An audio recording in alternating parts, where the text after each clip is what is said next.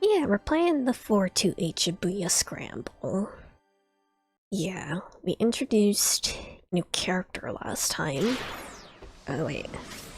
Why is this game so loud? I don't know if I want to go into Maria's story and find out what's going on with her. Or if I want to go into Aji's story and figure out what the hell is going on with Miss Kanan. Maria just got revealed, so let's go into her story. The sales clerk continued to stare at me. You know, you look really familiar, he says. Really? I perk up at that. Maybe I can find out something about who I am. You totally look like some pop singer or TV personality. I just can't remember who. Oh, that's what you meant. My shoulders slump in disappointment. Trying to flatter me, how about a discount on the necklace? Okay. It was just something on the... It's just something I picked up off the side of the oh.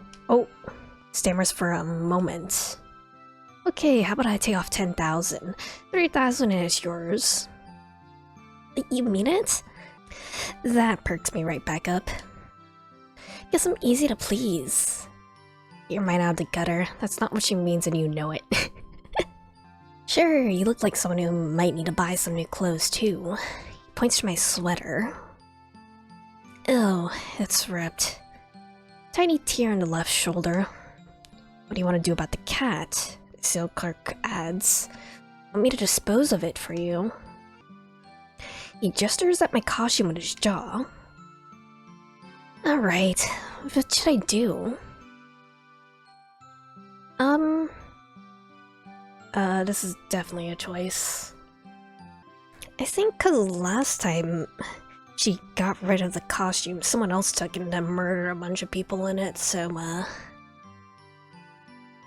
feel a little guilty about him having to go out of his way for me more than he has already. Maybe I should deal with it myself. He looks a bit disappointed when I tell him that.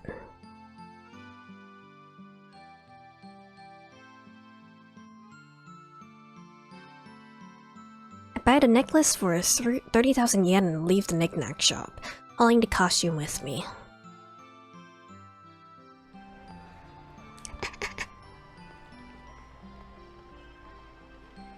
This is so cute. I'm so glad that Maria hasn't lost her cuteness in her story after getting out of the Tama suit. As I walk along, I start regretting my decision. I can't find a good place to throw the cat outfit away. I spot a convenience store that looks like it'll do just fine. One of the employees is out front cleaning out the trash can. Several large garbage bags line the side of the road. Perfect. I can have him toss out the costume along with everything else. Excuse me, so I got this old cat suit here. Figure it can't hurt to ask. Yeah, I know. Shopboy takes the costume from me. Taku Okado, 22-year-old getting by on part-time employment. After a number of employees quit in rapid succession, our owner hurriedly took on several new hires. For some reason, instead of everyone chipping in on the cleaning, Okada always winds up stuck doing it. Here to throw this thing out. I got it. Sounds wholly unsurprised. He accepts it so blithely that I actually feel bad. It's been like this all morning, he says. Don't even care anymore. Just throw away what you need and be on your way, I guess. It's been like, what all morning? I'm out here cleaning, people keep dumping trash on me. First it was this couple that up and threw a garbage bag at me. At the end, he told me he was so, I've just run into a girl called Kanan. After that, some homeless looking guy came by, took all his clothes off and left. Oh, Sasayama. From the Shibuya precinct. At the moment, Sasayama's searching for a costume for his next disguise. Just now, some chubby girl just tossed out some empty cardboard boxes and a bunch of empty bottles. It's been cheery. She was probably drinking the burning hammer while she walked along. So when you came by just now with this thing, I knew right away. Yep, this again. I'm sorry. It's right, it's alright. Three times, 4 times, what's the difference? He flashes a bright smile, but it's clearly insincere. Then he looks at me more closely. Huh. Aren't you the girlfriend of that dude who threw a bag of garbage at me? Nope, not me. Guess I'm misremembering then. Thanks for your help with this. I give the guy a bow. Sega. A few minutes later, near the station, I spot a sort of mall. Checking the directory by the entrance, I see that it's got several clothing shops and an arcade inside. Probably sells shirts in here. Hurry on inside. Let's get an identical shirt, an identical sweater. My god. It's like Yakuza Sega arcades. The interior of the building is like a twisting maze of corridors, all of them overflowing with people. I take the escalator to the second floor and find myself amidst rows of arcade games. I was trying to get to the fashion area, but I must have gone the wrong way.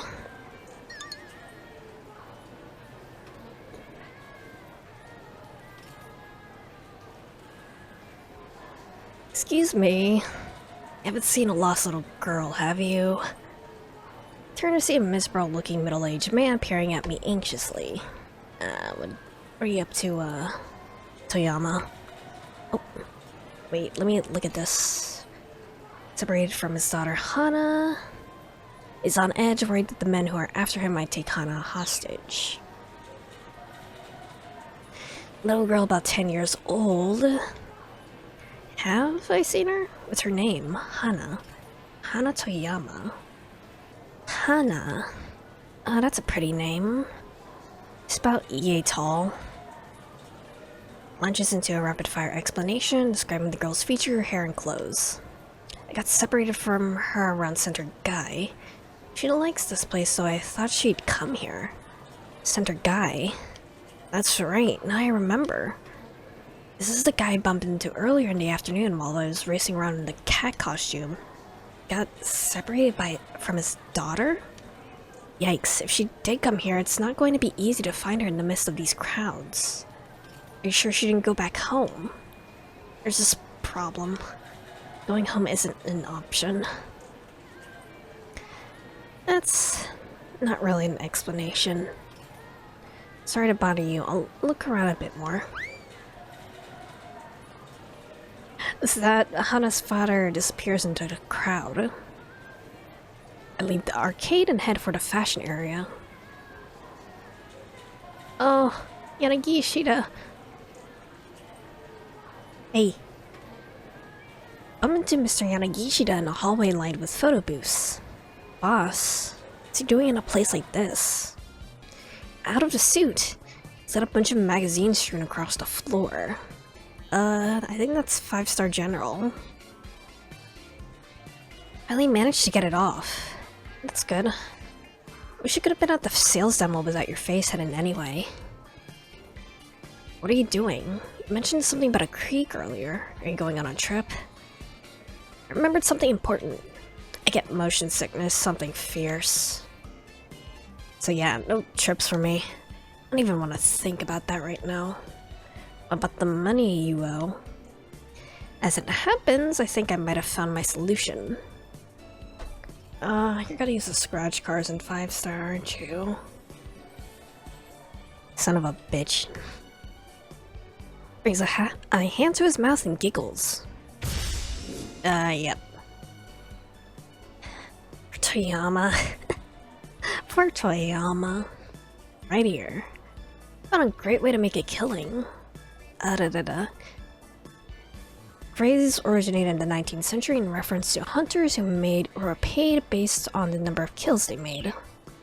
Opens the magazine he's holding to reveal a scratch card with a potential 100,000 yen prize. Scratch up one of these to win 100,000 yen. All I need is 30 of them and then my desk squared away.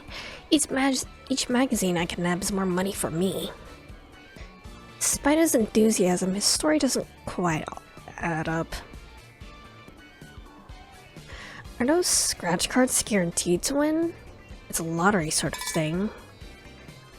Well, having 30 copies of the magazine is hardly a foolproof solution. Quite the opposite, in fact, but I hold my tongue. Okay then! Oh my goddess of fortune, Tama is here. Let me hurry and scratch these suckers off. Again, is fervently scratching away at the first card with a coin. Azure. He doesn't know the secret. Doesn't know the secret. In a spectacular display, he scratches off one losing card after another. Soon, he's down to just one last magazine. You're not a very lucky person, are you? Don't say that. Shibuya Gishida looks like he's on the verge of tears. Staring at one of the losing scratch cards. If you could see the symbols through the card, you'd win for sure, I'd say jokingly. Hold the card up to the light. I can really see the symbols through the card. Boss, I think I might have just... Shh. He interrupts me before I can share my shocking discovery. I look at him in surprise. And Gishida has gone all pale. Quiet. Those guys are here. Shows me into a photo booth. Those guys, the debt collectors, just do not give up. He clutches the sides of his head. Oh, there they are. Peeking out of the booth, I spot a pair of men who look pretty rough around the edges. Yakuza. Those two. Not so loud. The men are looking around and they're getting closer and closer. What do I do? Oh, what do I do? Shibuya Gishida starts getting panicky. Tama, what do I do? I have no idea. This is not good. This is not good. Can't just leave Yanagishida out for the wolves. I feel like Yanagishida might, like... I don't know, maybe he'll, like, come in and clutch at some moment and, like, save somebody's ass. Or at least avert another bad end. This guy gave me a job, so I kinda owe him. Look around for a better place for the two of us to hide. I don't really see anywhere that might work. Might be safest staying right where we are. Stay nice and still, or maybe we're gonna both get caught here in a second. And it's drawn so people can't see inside. To keep up appearances, we start taking photos as if for normal customers. Really hope they don't look in here. What do we do if they find us? They won't, just don't worry. Despite my reassurances... Despite my reassurances, it was a while before he stopped trembling. Then he said, "You know, Toma."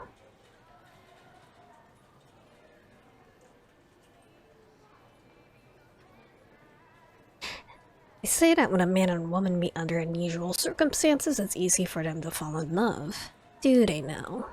They do. Going through an extreme situation together makes you fall for each other. No. No way. Yeah, I'm not having this conversation.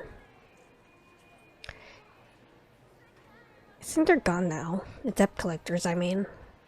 Think so? And it quickly scans the surrounding area. They're gone. They're gone! So long, losers. His fear has given way to a burst of manic energy. Guess I'm in the clear now. Thanks, Tama. Let's take some commemorative photos. Huh. To commemorate what exactly? It'll be fun. Big smile. Ready? Cheese! Aw. Wait, some of these are really good.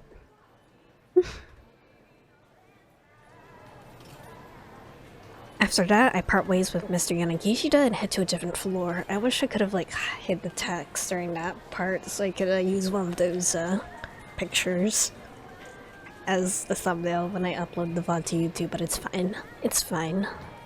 Part ways with Mr. Yanagishida and head to a different floor. I don't tell him about being able to see through the scratch cards.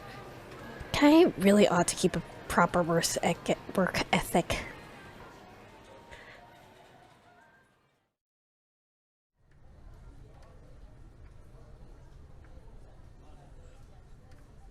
Hey, come on, wait up!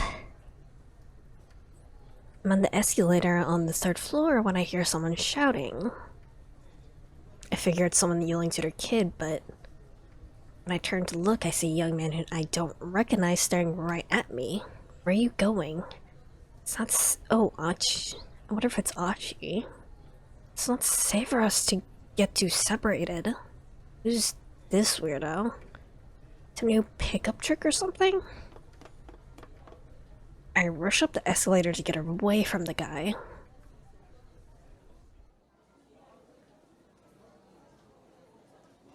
When I get to the restaurant section on the 4th floor, I'm hit with a sudden pang of hunger. Come to think about it, I haven't eaten a thing all day. So hungry. I mutter to myself as I walk around. What should I eat? Spot Cherry coming out of a Chinese restaurant. Cherry. She turns to look at me confused. Who are you? Oh, it's me. It's Tama. I thought I recognized that voice. She replies with a nod.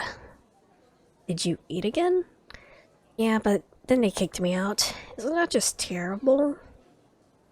Came here because they said it was all you can eat, but they closed shop because they ran out of food. Oh, wow, you're right. I spot one of the restaurant's staff hanging a closed sign on the front door. Why is this so threatening? Now my early afternoon snack is ruined. An afternoon snack? An all-you-can-eat buffet? Can't help but stare at Cherry's midsection, amazed by what that stomach is capable of. By the way, have you seen the boss? He said he'd finally accepted that he needs to buckle down and work, but he's got some new crazy scheme. Guess the guy's just never gonna learn. I figure nothing good's gonna come from associating with him. I'd be careful if I were you too. Done with her little rant, Cherry says goodbye and heads off among the restaurants. Hitomi? Who said that? Were they talking to me? I turn to see a businessman of some sort staring in my direction. Like everyone I've run into today, I don't recognize him. Tanaka. For some reason, though, I feel relaxed in his presence. Is that you? He told me? Hitomi. Could that be my name? Or are you Maria? No, As I fumble for words, the man peers at me with obvious concern. What are you doing in a place like this? I need to get you back home. Your parents are worried sick. My parents? Did someone file a missing person report while I was wandering around with amnesia? The man leads the way and I follow.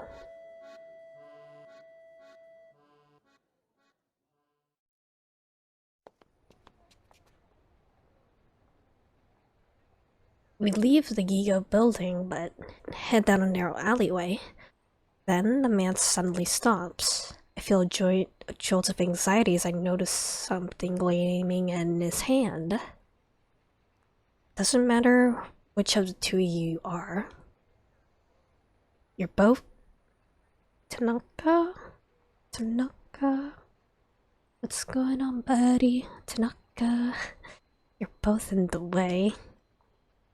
He mutters, almost as if talking to himself.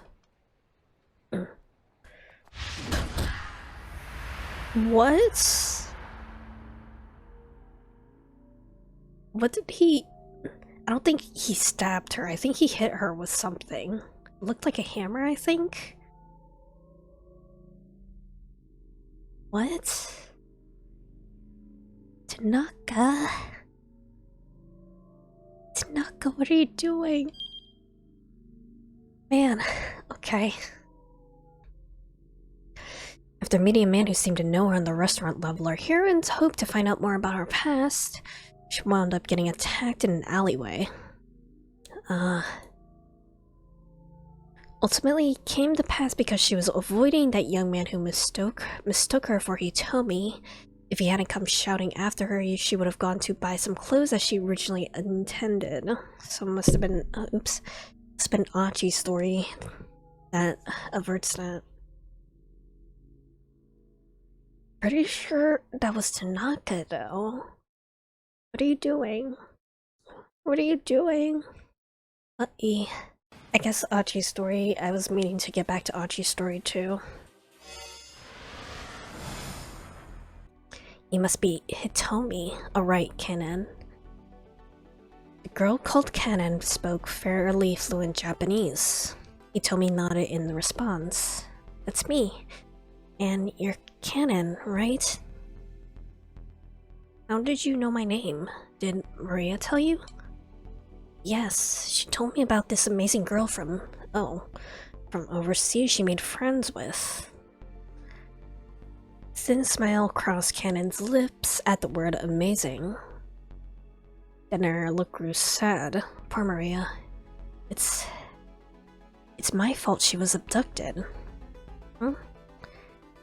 Achi and Hitomi gasped in unison.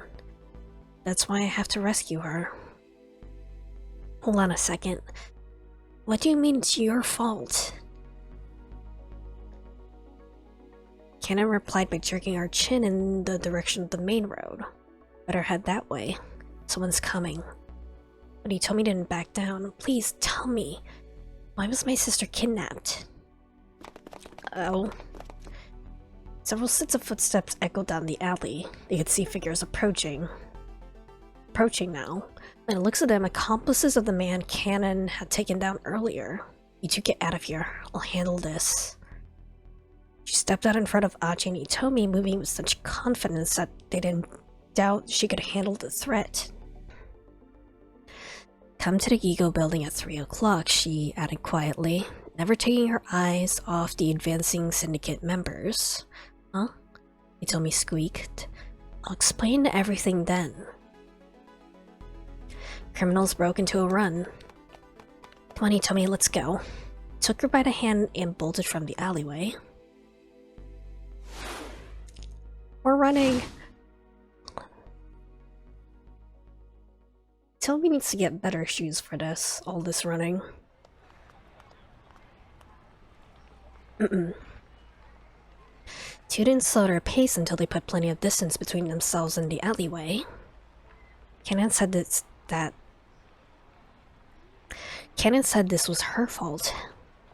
What could she have meant by that? The hard run hadn't made Hitomi forget the other girl's startling suggestion. She said she'll meet up with us again later. We can ask her more about it then. In the meantime, ache in his belly had made Achi realize he'd been running all day and hadn't eaten since the morning. People on a diet need to be careful about skipping meals. Going too long without proper nourishment can cause the body to store up its energy reserves, leading to weight gain instead of loss. Proper eating habits and proper exercise are key. Maybe it's not the best timing, but do you want to get some food? I'll be okay. Tomi's face was racked with emotion. It's only natural. Not only was she afraid for her sister's life, but there were all these people out to kill her too. And with this Kanan girl suddenly showing up, the situation was more confusing than ever. Still, they might as well address the few problems they could control. There's a fast food joint nearby. Let's go in there. You might not be hungry, but you should still make sure you stay hydrated. Stay hydrated, stay healthy. Tomi shook her head, but Her wan face practically radiated exhaustion. Should rest up a little, but there's no rush. If we're gonna meet up with Canon later, it's probably best if we don't just wander aimlessly until then. Never know who we might run into. I guess you're right. Two went into the fast food restaurant together. Sweden. Sweden. Welcome, said the girl at the register with a bright smile. May I take your order? Spaghetti with meat sauce, how about you, he told me. Sauce made from tomatoes and ground meat. Spaghetti bolognese. If you want to sound more Italian, like Napolitan spaghetti flavored with ketchup. It's a perennial favorite of Japanese children. Frozen packages at the supermarket for 200 yen a pop, make for a simple and decently tasty microwavable meal that's also easy on the wallet. Yeah, Japanese people love ketchup. I'll just have an iced tea. Should probably eat a little, at least a little something. Okay then, have a strawberry parfait. Dessert of strawberries topped with ice cream and whipped cream. So worried about her sister that she hasn't eaten anything since last night.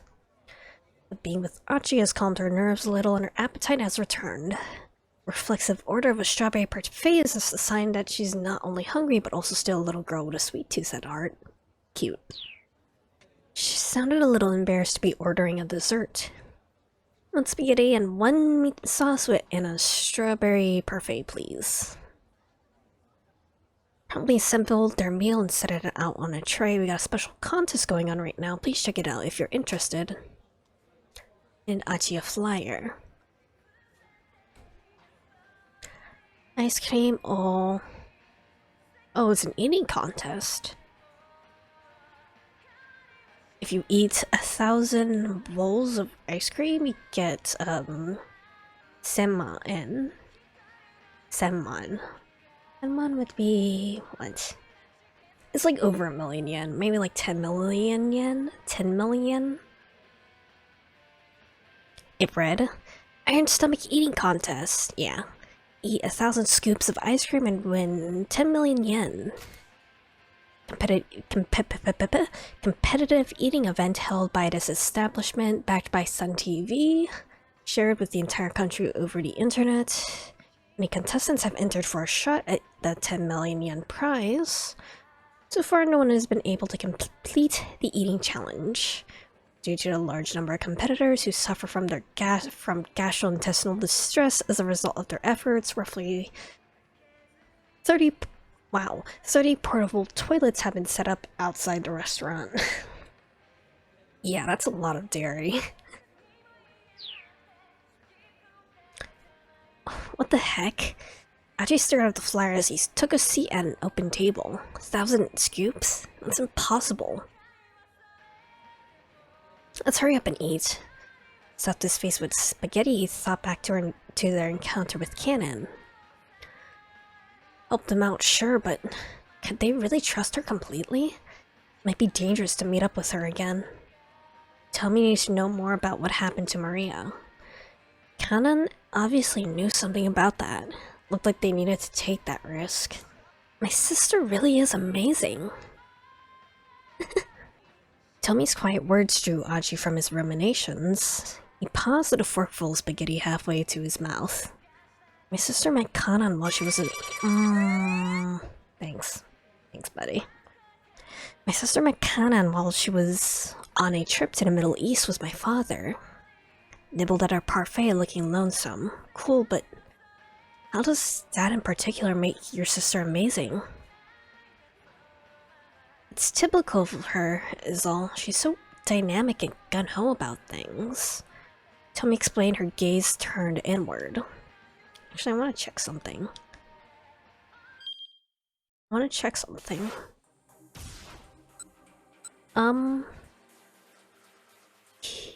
Right, this happens at 220. So they're not quite there yet, okay. It was just my father and my sister who took that trip to the Middle East. I didn't go with them. I guess my mental image of that part of the world is that it's really dangerous. To me, going there seems like a huge risk, but Maria didn't see it that way. Sister sounds like a bit of a loose cannon. Can't bring yourself to take risks, do things. You can't meet new people and have new experiences. That's the part I always get hung up on. The risk. I'd never be able to make a friend like Kanan. Aji's mind wandered as he listened to Hitomi talk. This is a weird answer. She and her sister might be twins, but each of them was still unique. Okay, I'm gonna stop you right there. Hold it. Tommy's eyes went wide. Why are you comparing yourself to your sister? I mean, I don't know what it's like to be a twin, but can't you just be yourself? Professor Palmer said the same thing. Didn't recognize the name. Oh, sorry. Leyland Palmer. He's my university English professor. He's given me advice on a whole bunch of things. It sounded rather intimate. Aji. All sorts of worrying images shot through Aji's mind. How old is this teacher of yours? Stop being jealous, buddy. Around 40 or so? Great. Another middle-aged guy. Stop this. Stop this. Aji, don't need to worry about this. Ain't that Hitomi Osawa? You're right, it totally is. College-aged couple sitting behind them were talking in hushed, excited tones. Yep. Wipe your mouth, buddy. She really is a cutie. Made no attempt to hide the fact that he's looking Hitomi over. Hold on, Masa, what gives? First year student at Midoriyama.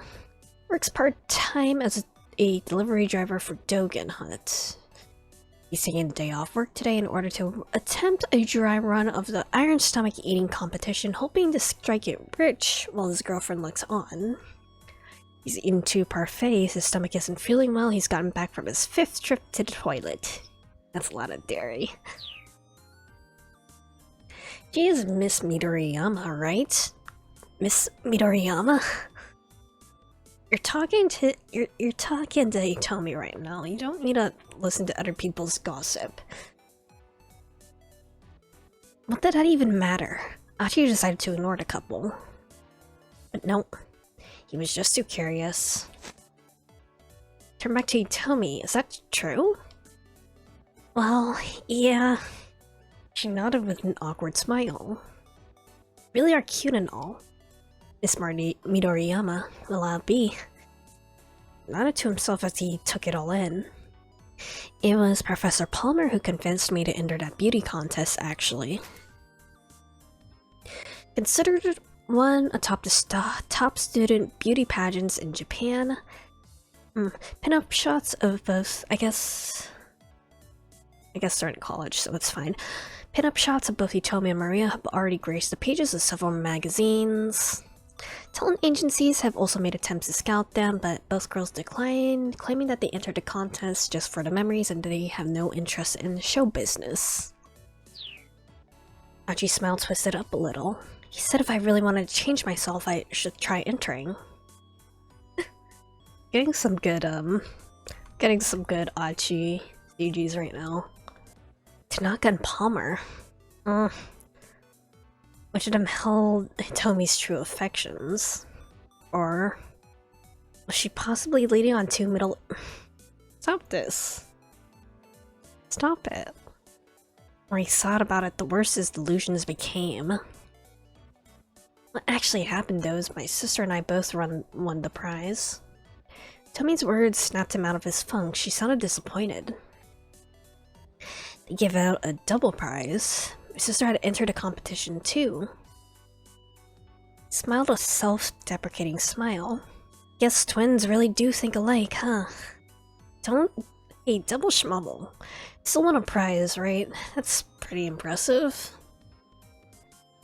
You just picked me as an afterthought to my sister because twins sharing the prize made for a good headline. Did they say they picked you as an afterthought? They didn't have to. It is obvious that my sister really won. Can't know that. Maybe she was the afterthought. Come on, you need to believe in yourself. Tomi hung her head, but I'm such a terrible person.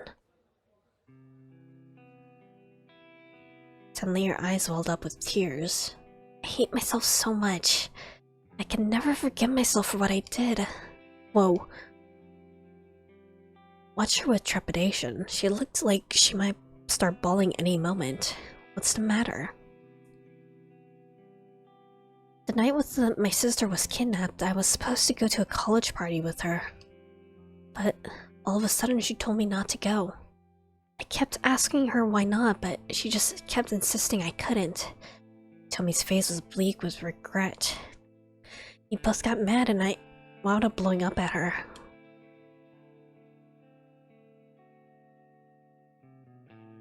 Okay, I get it. I don't need to go to the party. Fine, I'll just be your little tag-along anyway. Just like in that beauty contest, you couldn't just let me enter that by myself, could you? Always have to be the center of attention. Maria scowled. Fine. The party starts at 7 o'clock. Try not to forget, okay?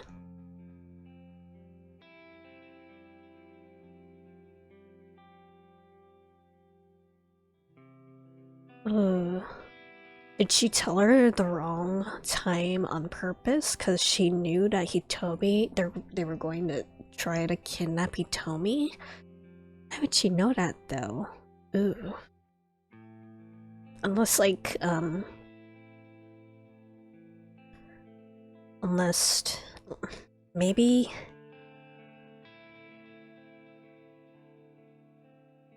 Maybe Maria got, like, a warning from Canon? Maybe she got a warning from Canon, and so she, like... They're like... Canon told her, like... Yeah, your sister's gonna get kidnapped, so... She, yeah. She gave Hitomi the wrong time so she wouldn't, and so Maria would get kidnapped instead. Maybe.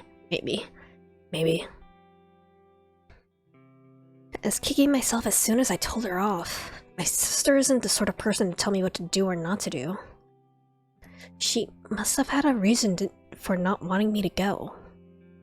I was planning on apologizing to her after the party, but then she was abducted, right? And she polished off the last of his spaghetti.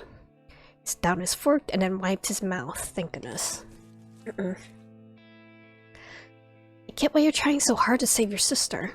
And maybe I'm not as tough as that Cannon girl, but I'll stick with you to the end if you let me.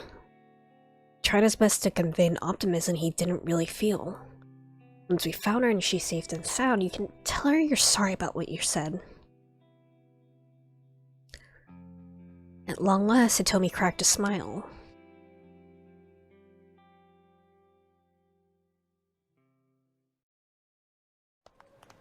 Sega! Short while later, the two arrived outside the Gigo building. They were a little early for their 3 o'clock meetup with Canon. Decided that searching at random for the blue minivan was too risky. Draw the attention of the man with the key or the foreign kidnappers. Getting information from Canon seemed like the best move. Hey, as they waited, you've got a little rip on your top. Identical to Maria's rip. Glanced at her shoulder and saw the tear in the fabric. You're right, when did this happen? Must have snagged it on something while we were running. Got some time before Canon gets here. Do you want to buy some new clothes? Are you sure that's a good idea? Stick out if we just stand around here waiting. May as well head inside until it's time. Many celebrities did their shopping at Gigo. Their back entrances for times when the place was crowded. Everyone who frequented the old shopping district knew about them, including Achi and Itomi. In a pinch, one of those back entrances could be an escape route. Two headed inside. Shibuya Gigo is an entertainment complex featuring a video arcade and fashion shops. At the time of this story, Gigo includes not only a fashion mall, but various amusement on its different levels. Features all ages fun with rides, games, and sticker machines, while the surf floor sports the latest arcade games for the core gamer. Core gamer. There's also a food court that offers things such as crepes and loaded takoyaki octopus dough balls. Just say takoyaki balls. Ground floor and two basements of the building were designed as an amusement area outfitted with skee ball, claw cranes, fighting games, and the like. All the mix of photo booths and ladywear shops. Specialty fashion boutiques and the fourth floor restaurants. Took the escalator to the second floor. Started heading for the shops, but Achi stopped her. Wait up. Dude, hanging around a woman's clothing store is gonna stand out. I'll wait for you here. It's fine. Just shop in the women's section.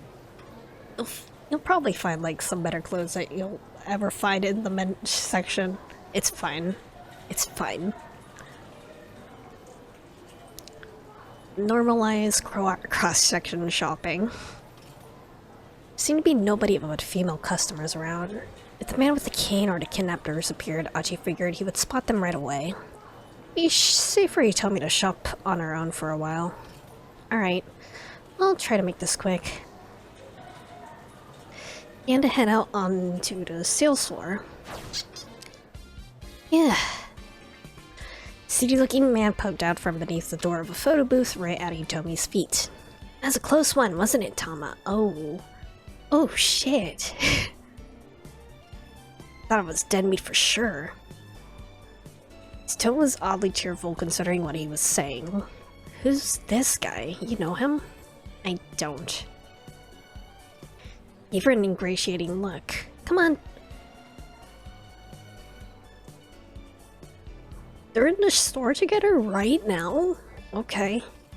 Don't be like that. Take an anxious step back. Knock it off. Drag the guy up to his feet. Okay, no need to get all testy. Who's this guy, Tama? Your boyfriend? Boyfriend? Due to anime trope, I guess. Is what he was about to say, but he told me spoke up first. He's not. You're not her boyfriend? Hey, listen, you creep. Who the hell are you? Suddenly blanched. Oh crap. Hold on to this for a bit, will ya? Shoved a worn-out magazine into Hitomi's hands, then bolted. Oh, I want to check something.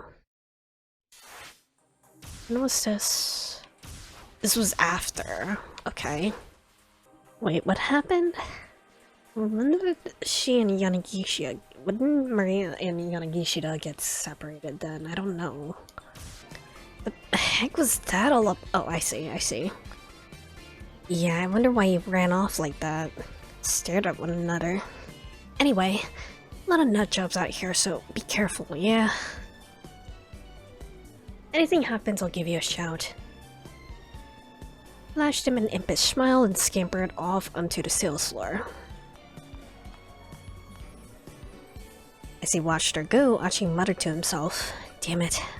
Why does she have to be so cute?" God, he is whipped. Goddamn.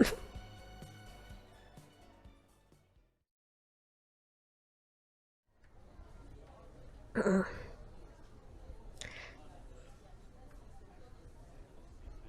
poor guy. 5 minutes or more passed as Aji waited for Hitomi. Stood by the escalator almost as if he were keeping guard.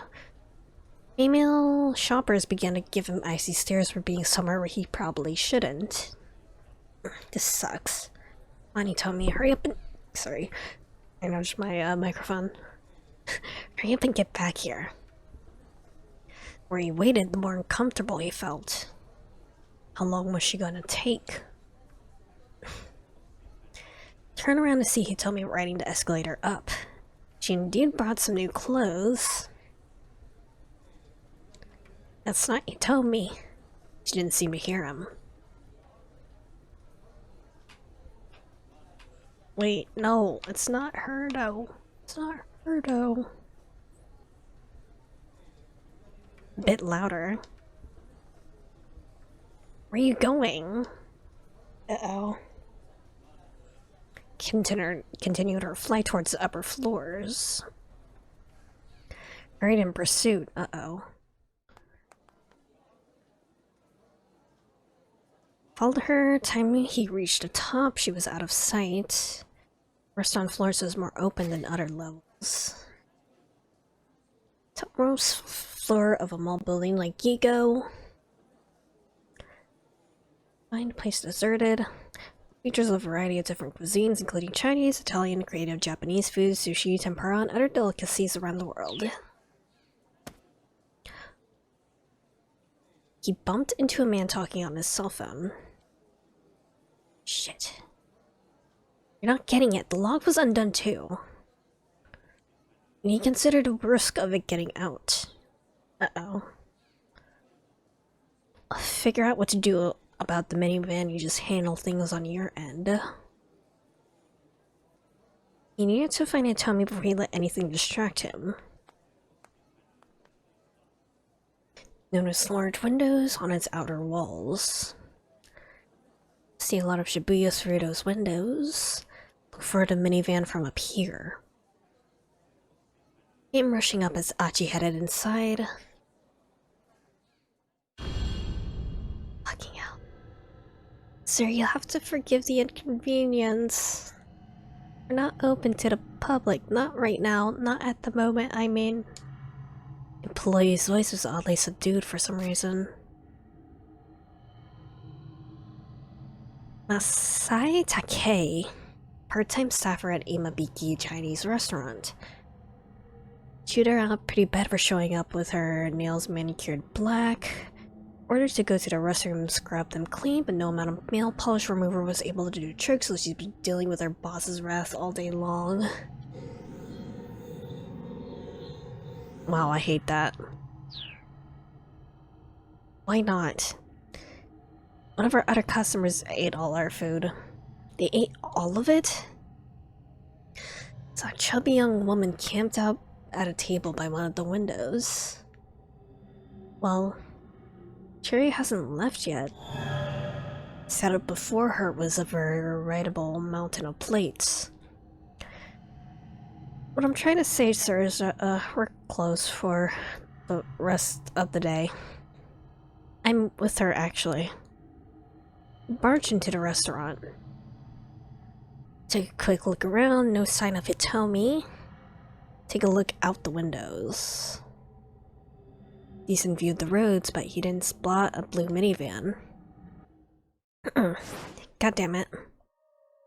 Let out a tiny gasp.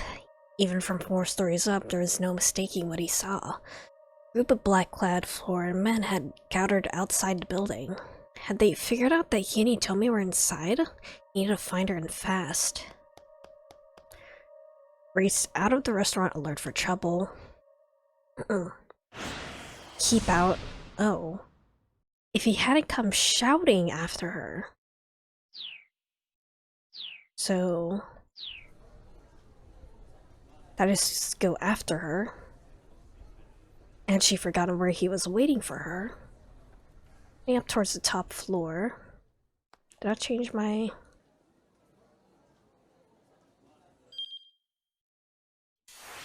Yeah, that changed. That changed Maria's bad end then. And then we still have that keep out, so...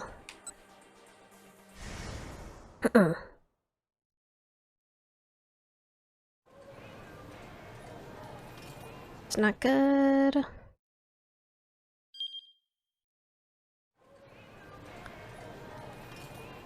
Head to a different floor. Don't tell him about being able to see through scratch cards. Blah blah.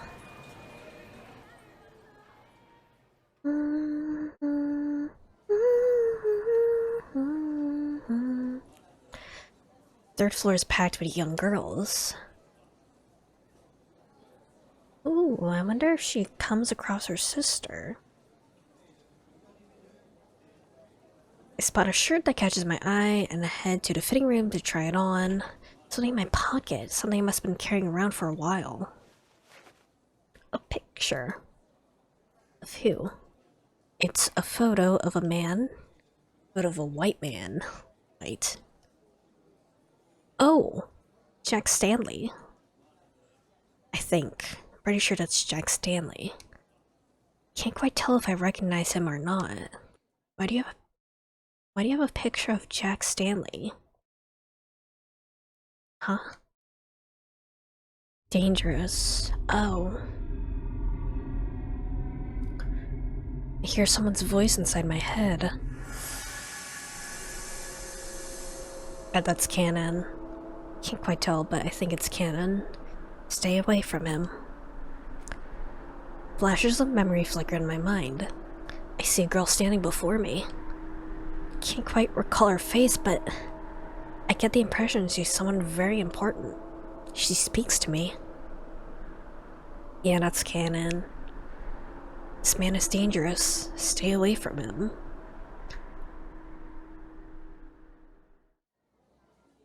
Something fucky with the CIA? That's all. I snap back to my senses. It feels like I was right on the cusp of remembering something critical. At any rate, it seems like there's some connection between me and the man in the photo. Try as I might, though, I can't recall anything more than that. Jack Stanley is probably like CIA. So what would the CIA have anything to do with Maria? Maybe like something to do with her... Probably something to do with her trip to the Middle East or something. Try as I might... Da, da, da.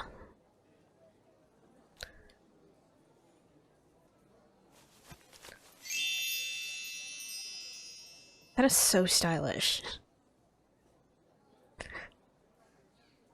That's cute. Okay. Trying the shirt I picked out. This looks good. Decided to buy it and have the store toss out my torn sweater for me.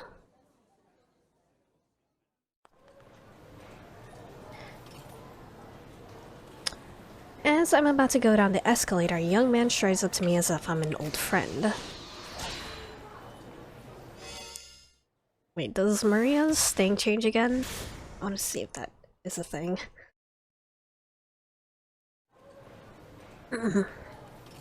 Took the escalator down to the third floor. There was a Tomi standing right in the open, as if she'd been searching for her after he'd been searching for her high and low. There you are, I thought we were gonna meet on the second floor. Well, anyway, come on, we have to go hide. Hide? Why? She gave him a dubious look. Something was off, but wasn't the time to dwell on it. Those guys might have found us. They're outside. Hey, let go, what gives? She quickly yanked her hand away. Huh? As Achi tried to make sense of the way she was acting, she took off down the corridor. Hurried after her. Changing her clothes had also changed her personality.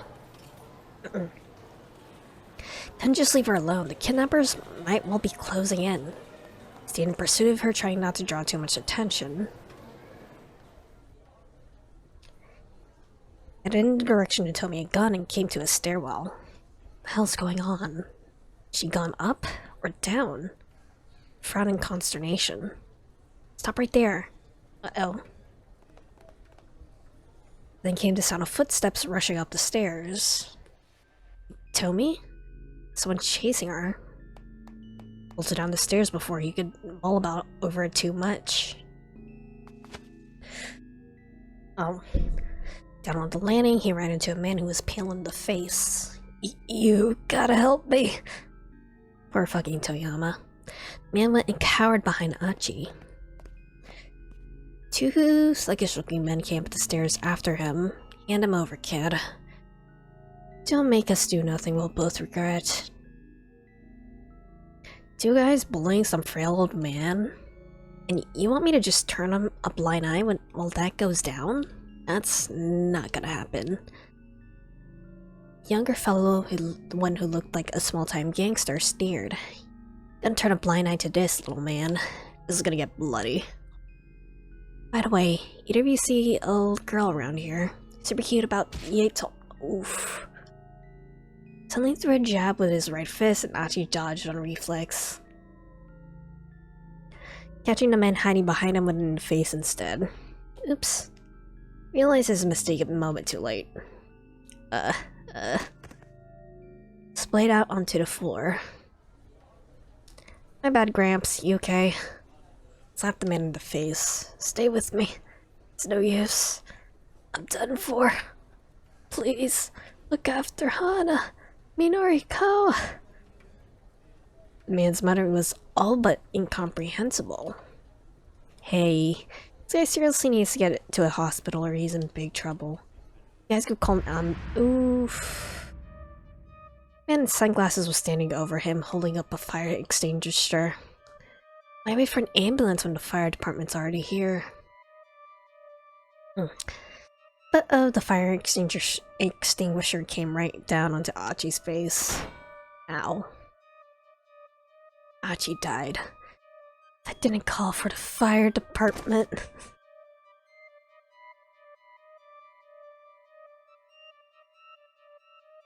Didn't call for the fire department. In order for Achi to avoid this disastrous fate, that girl needs to run off in a different direction. Okay, back to Maria's then. Maria and Achi's story seems to be very entwined. Yeah, man. Thought we were gonna meet on the second floor. Never seen him before. Hide? Why do we need to do that?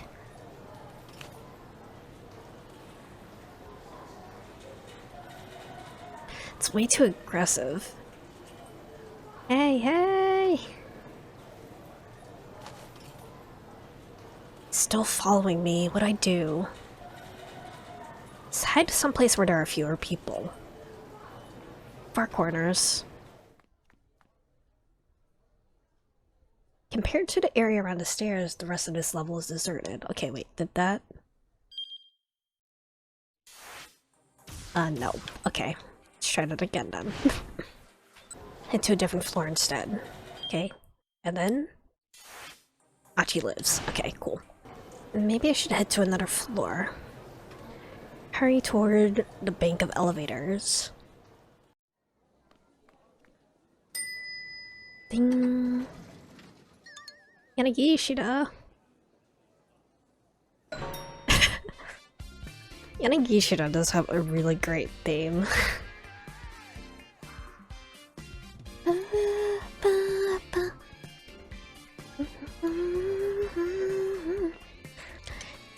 If it isn't Tama, what a coincidence. It's Yanagishida again. I tried to walk on by like I didn't notice him, but it's already too late. Where'd your boyfriend go? Boyfriend? I have no idea what he's talking about. Can you give me back that magazine? Nothing you're saying is making any sense. Peered at him in confusion. Once again, Yanagishida looks like he might start to cry. I didn't give it to you, right? No, you didn't give me anything. I get it. Wanted that 100,000 yen all to yourself, so now you're playing dumb. Is that it? No, I honestly have no idea what this is all about. It's getting all worked up and red in the face. I might have amnesia, but that excuse ain't gonna fly with me. The amnesia has nothing to do with it. It doesn't seem to want to believe me no matter what I say. Hurry up and give it back, otherwise I'm gonna start bawling here real loud. I'm gonna cry, seriously. This guy's a real piece of work. Gonna make a grown man cry. Certainly be pretty embarrassing if you start sobbing now, but I can't exactly give him back a magazine I never had. Shit. Doors open. menacing. As if our little entrepreneur been looking for you. Two thugs from before, and there's no avoiding them this time. Members of the 10-year Gumi Yakuza Syndicate. Quite frightening with angry. His nickname is Ozu the Ogre. Despite his strong emotions, he's very logic-driven. Sagawa's the archetypical punk who likes to get into scuffles, but he's also a really good cook. Yep. Yipes! Men drag Mr. Yanagishida into the elevator. Sabritama! He grabs a hold of my hand. Let go of me! Now I'm in the elevator too and doors are shutting. Mr. Yanagishida, there's nowhere else for you to run. Stone is polite but also pretty foreboding. Hold on, I can get you the money. Just bet I'll get loads of it. Enough of your poppycock. Balderdash, claptrack, straight up nonsense. Taken from the Dutch papikak, meaning soft dung. Diarrhea. Really mean it this time, please, you have to believe me. I can pay you 100,000 right now. 100,000? Really carrying around that much? Nope, not me, the girl. Oh. Turn to me in unison. Something that's worth 100,000 yen. Huh? Sudden turn in the conversation has me all flustered. Tama, please, just hand it over. I already told you I don't know what you're talking about. Stops at the first floor and the doors open. Oh. Standing at the other side of the door is the guy I ran into earlier, Hana's father. Bald-headed man snarls. Toyama. I'll just, get the next one. Bolts like a startled hare, the bald man and his crony stare after him. Now's my chance. Starts at the elevator, makes a run for it. After him. Him or him? Just start with Toyama. They left me all by myself. I'm worried enough to think about going after them, but before too long I've lost sight of them all. For a long time I just stand there dumbfounded like a hurricane victim lingering in the aftermath. Ugh. What a day this has been. When I finally get my wits about me, I realize I'm pretty hungry. That's right, I didn't get to eat lunch. I head to the first floor where the restaurants are. Since I don't really want to run into Yanagishi and those guys again, I decide to take the escalator. As I'm running up, I hear a commotion coming from the floor below. Man's voice shouting angrily, "Out of my way, come on." Ooh. Pay the outburst no heed and let the escalator take me up.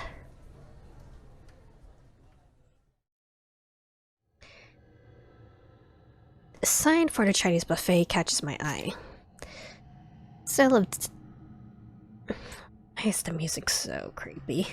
Style of dining where guests serve themselves freely from a range of prepared foods, taking as much of each as they want. Hotels and restaurants tend to hold buffets at lunchtime or for brunch. Wind up being a kind of cold cruel trap with crowded lines making it take forever for you to even get near the food. I miss going to buffets. Imabiki, Chinese restaurant. The name means something along the lines of fire of morning. Guess fire is important for cooking, but kind of an unsettling thing to call an eatery. Oh well, name doesn't really matter. I'm in the mood to straight up devour some Chinese food. When I'm about to enter though, I'm stopped by one of the employees. This girl. Oh, sorry miss. I'm afraid we're not accepting any more customers. I mean, we're not really open. Not just now. She sounds a little bewildered by her own words. Why not? You see, one of our other customers ate all our food. Someone ate an entire restaurant out of food? Is that even possible? What I'm trying to say, miss, is that we're, closed for today. Go figure. Looks like Mr. Yanagishida's bad luck is rubbed off on me. God damn it, Cherry. Guess I'll have to look for another restaurant to... Kid? Oh, is that Hana? I think that's Hana. Why is she asleep on the chairs? Hana. Hana. Kid. Kid. Lying idly across the seats in the waiting area at the front of the restaurant is a young girl. Is this the girl that the dismal-looking fellow had been searching for? She looks so sad it makes my heart ache. I can't just leave her here alone. Hana. Excuse me, is your name Hana? She looks wary at the question. Your father's been looking for you. Hana ignores me and just stares up at the ceiling. How about we try to find your dad together? I coax the girl into getting up and then I call out to the restaurant staffer. Goddamn. Excuse me, where should I go to ask them to put up an announcement on the PA system? Don't know, maybe the first floor? The security office? Alright, down we go. I take Hana with me and we get on one of the elevators together. Awkward. Do you know my father? Hana's tone is pretty brusque. I don't know him exactly. Are you a debt collector? I laugh and shake my head. Would a debt collector be wearing an outfit like this? Let's add a deep sigh, so you're just kind of butting in then. Yeah, I guess so. Should probably do like a lighter voice for Hana, actually. Can't help but grin sheepishly. I feel like something about sad little Hana is stirring some of my lost memories. If I just came out and told her that, though, she'd probably think I was a total weirdo. I decided to say something else. Guess I'm the sort of person who can't ignore someone in trouble. You're weird. Hana looks away from me. When I get to the security office, I hear voices from inside. I wonder what they're talking about.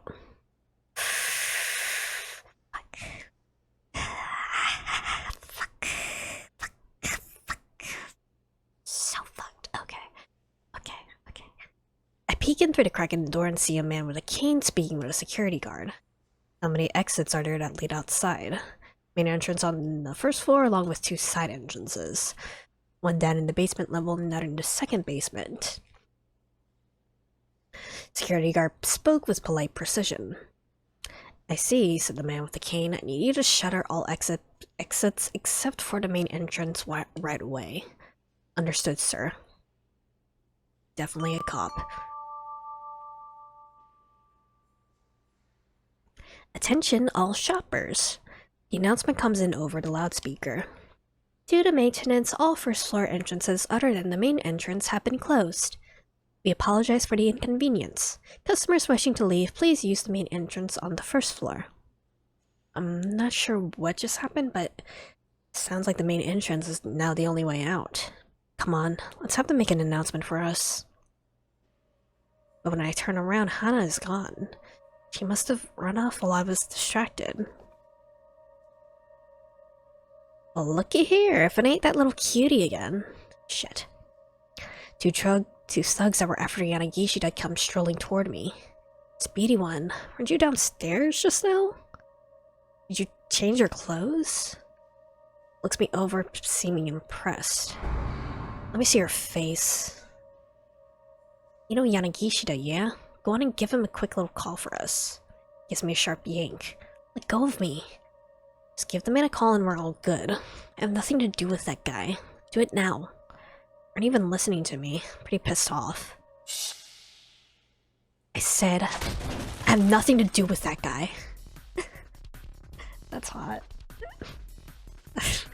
I whip my manhandled arm into a wide arc and send the younger man flying into a stack of boxes. Guess he must have not been expecting that. Hits hard, the impact knocks him cold. Whoa, who the heck are you? I love Maria so much. I flash a winning grin, he gathers his fallen friend and drags him away as fast as he can go. Okay, that was pretty strange. A little bit. It's just like when I was fighting Miku, my body just seems to know how to pull off all these moves instinctively. Am I a martial artist, maybe? Maybe Kanan taught her something. A few things.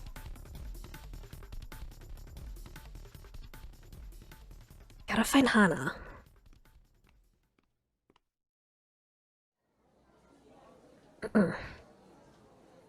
Easier said than done. I went around a building, but I don't see any sign of the girl. She went back home.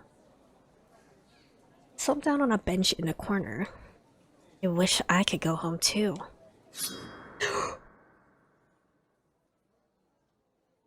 Something cold presses against my neck. What? Is that what I think it is? Make a scene and I slit your throat. It is a knife. Shit. Two foreign men grabbed me by the arms from either side. That moment, fragmentary memories flood through my mind. Oh shit. I'm on a street, looks like someplace in the Middle East, being dragged along by several men. I'm too scared to speak. There are people on the street, market vendors. On the street, market vendors, but none of them seem to be willing to get involved.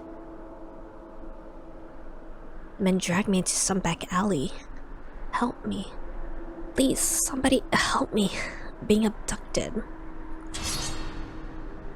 And then a dark silhouette drops down in front of me. A figure brandishes a knife threateningly at the men. Cannon? And they're all dead. The blade moves with dazzling speed. The captors are all down in mere moments. Who is this? Who came to save me? Try my utmost to drag my memories to the surface. It's a girl.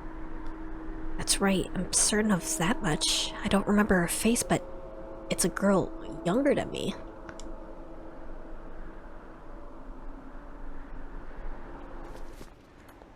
Walk faster. Angry hiss in my ear snaps me out of my flashback. What was that memory just now? I'm more concerned about the girl who saved me than about the men who captured me just now. Two thugs marched me along, still holding me by the arms. Can't believe she was in a place like that. Talk about giving us the runaround.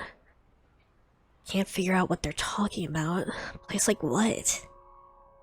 Giving them the runaround. Do you know me? The men look at each other. Are you the other one? One of them peers closely into my face.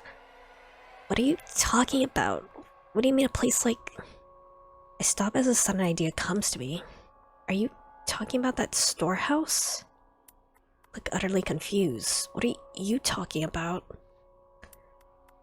I explained that I've lost my memory. It just seems to make them pretty anxious. We gotta report this. One of the men takes out his cell phone and makes a call. He informs whoever is on the other end that I've lost my memory. I have no idea what's going on. Based on what I can follow from the conversation, though, it seems like these were the people that put me in that storehouse. But why had they done that? One of these guys asked if I was the other one. What could that possibly mean? Could it be?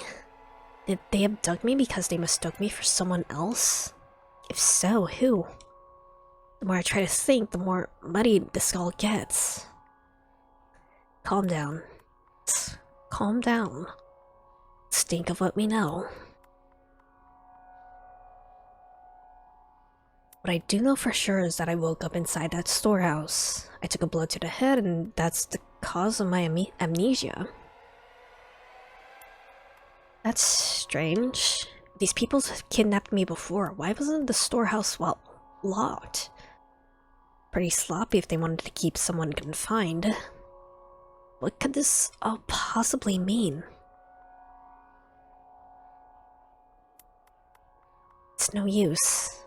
I haven't the foggiest. None of this makes any sense at all.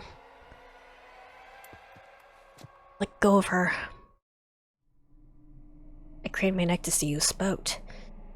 It's the man with the cane who was at the security office. Who the hell are you? I said let her go. Did you not hear? Came... Man with the cane pulls a gun from his suit pocket. Get lost. This isn't worth dying over. The two men take a few steps back and then bolt out of the alleyway. Uh-oh. Who are you? My voice trembles slightly. Guess he's not here. Takes a quick look around. E? Do you mean Mr. Yanagishida? All that matters is that he's not here. Gun in hand, the man slowly approaches. Hitomi Osawa. I know you've done nothing wrong. Oh no. What? I feel a jolt of surprise at the name. Hitomi Osawa. Is that my name? His face is a mask of stone. The man points the gun right at my head. Please, no hard feelings.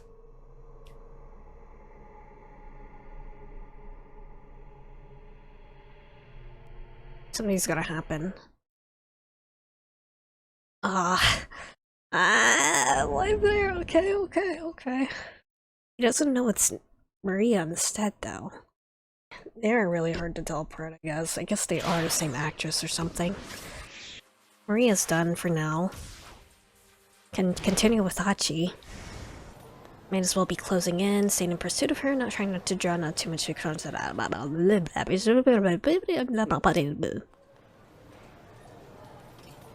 Lost track of her somewhere near the elevators. What is her deal?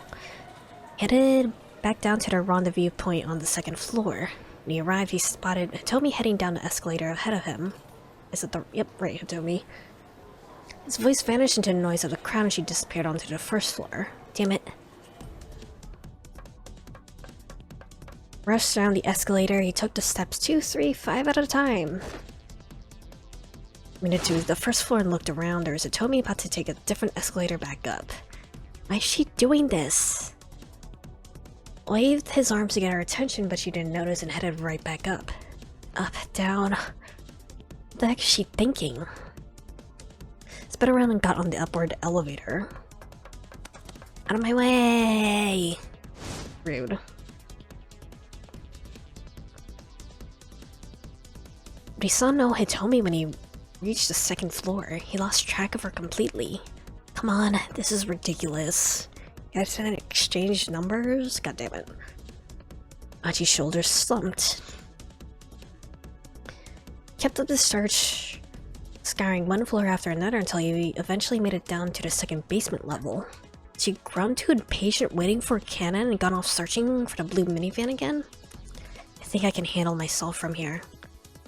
He thought back to what Hitomi had said earlier. Damn it. She's not gonna be okay by herself. He pounded his fist into the wall in frustration. Stop. Tomi's voice? Tomi! It's faster than he could think. Achi grabbed her by both arms, stomped his way towards them, get her hands off of her. What's it to you, pal? Turned to Achi with a sneer. He looked familiar somehow. Shook herself free of the man and ran over towards Achi. Just trying to get back what we're owed. Don't make us have to get rough with you. We've owed— Tell me, do you owe people money? Just came after me and started going on about 2 million yen. She looked just as baffled by the situation as Achi was. If you're gonna blame someone, blame your boss. Gestured to his lackey. Rogue gleam flashed into young punk's eyes. The look of a man who couldn't resist dishing out a beatdown. Brought up his fist and shifted to his feet, shadowboxing a few quick jabs with his left hand. Experienced boxer. Hold on. What do you mean my boss? Nagishida, who the hell do you think? And his expression changed. Hey. Hold on. Are you Achiendo? That's right. Ain't that lucky getting to throw down with you like this. Heard all sorts of rumors about you, you know? Let's see how true they are. Didn't like his chances in a straight-up fight with a trained boxer. What should he do? Just get out of there. Grabbed Hitomi by the arm, keeping his eyes fixed on his opponent, he took a careful step back. Coward. Didn't care if he was a coward or not, making sure he'd tell me was safe. Elevator doors opened before them. Toyama, just get out of here. God damn it, dumbass. Fucking dumbass. I guess that's convenient for us. It is very convenient for us, I guess. Miserable looking older man stood in the elevator. Pong's face went red with rage. You, Toyama. Going up. Hurriedly closed the doors.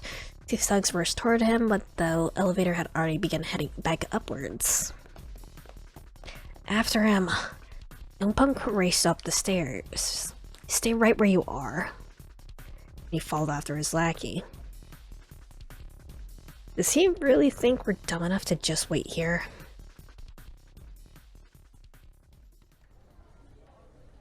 I've been looking all over for you. Give him an angry sweat on the chest. What are you talking about? You weren't waiting where you said you'd be. You went up to another floor. I went right where you said, on the second floor. This wasn't quite adding up. The second floor? What are you talking about? Went up to the third floor. What? None of this makes any sense. Well, like his brain was getting scrambled. At least I found you safe and sound. Two smiled at one another.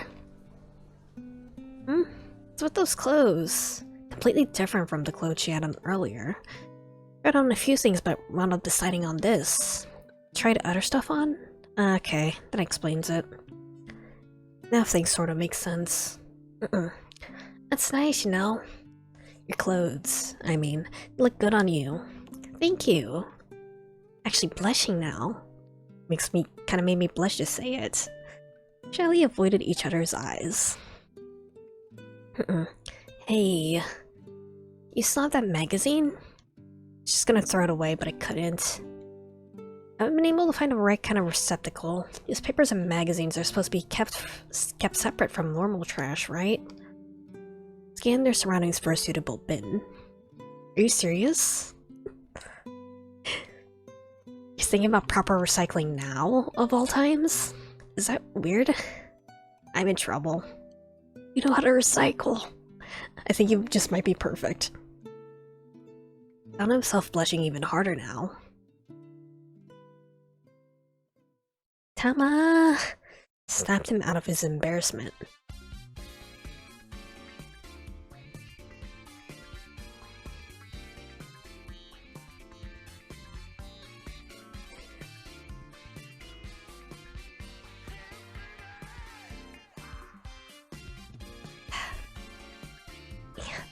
Yanagishida's theme is just so good. Sketchy looking fellow who'd given her the magazine was scampering down the stairs towards them. Weirdo's back. Aha, you do still have it. Stashed the magazine from Mitomi's hands. Yes, this one hasn't been scratched off yet. Scratching. Wait, don't let him have that. Another man came swooping down out of nowhere and yanked the magazine away. Older fellow who appeared in the elevator minutes before. Can't do that, that's mine! Sketchy looking man clutched at the older newcomer. Let go! No way! I said let go! I said no wait! They were fighting right in front of the exit, keeping Achi and Itomi from leaving. Just take the elevator. How'd you like this? Scratching away haphazardly at the ticket. Just a worthless scrap of paper. Me my 100,000 yen. And the middle-aged fellow looked back at the ticket. Damn. What are the odds? So on his random scratch, he managed to land himself a winner. Give it! No way! Two men took off, engaged in a running battle for the ticket. What was the deal with those two? I'm not sure. I can only stand there dumbfounded. On the other hand, look at the time, it's almost 3. Hurried forward to Gigo back entrance. Just as they were nearing the doors, a shutter dropped down in front of them. What gives?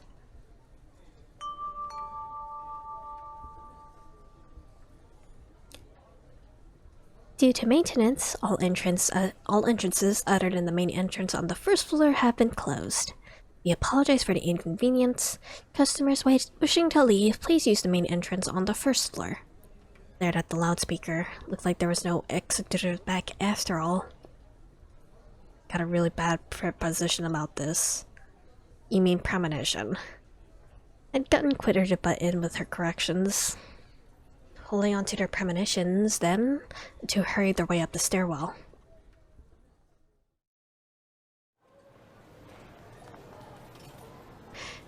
Try to head out the first floor entryway. Yachi yanked her back. Careful.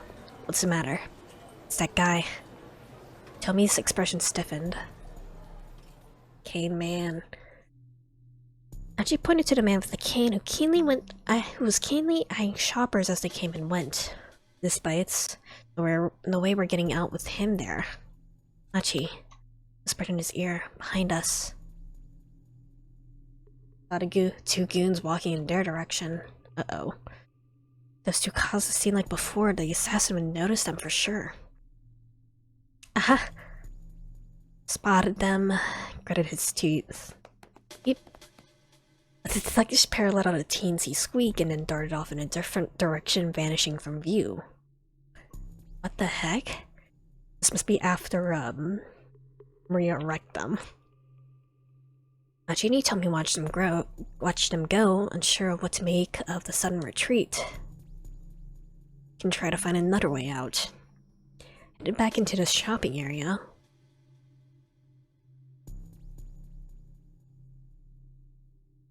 Back entrance on the first floor, that was an no-go. Emergency exits were also locked down, which meant main entrance on the first floor really was the only choke point in or out. Unless someone set off like a fire alarm? Maybe. It was almost time for them to meet Kanan. They needed to find some way to bust out of here. Get back towards the main entrance. Then they saw the man with the cane again, heading in their direction. I hadn't seen him yet, but there's no way they'd avoid him if they didn't do something quick. Gotta go up. Started racing up the nearest escalator, which was descending from above. My bad, coming through. Shoved past a stream of people riding in the other direction. Could see the second floor now. In the clear once they got there. Cheery! Large woman appeared at the top of the escalator heading down. She's the one who'd been in the Chinese restaurant on the 4th floor. Supposedly packed an entire buffet into her belly. It's so mean. Hey, out of the way! Ignored him. She They were drifting inevitably back down towards the first floor. They were riding a conveyor belt that was delivering them right to the assassin. This was not good. If they didn't do something soon, they'd... Wait a sec. Something must have caught the assassin's eye. Achi saw him suddenly rush outside. No telling what had just happened, but now there was a chance to escape. Achi and Hitomi raced out the door.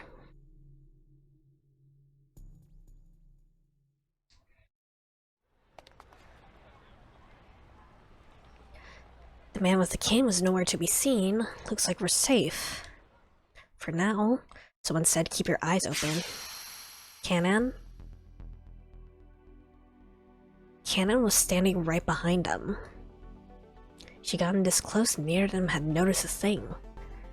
She moved with all the skill of an assassin, and she felt chills shoot through him.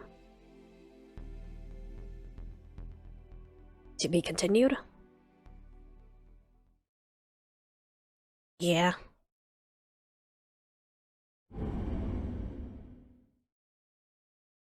We finished Maria and Achi's 2 o'clock time block pretty quickly, actually.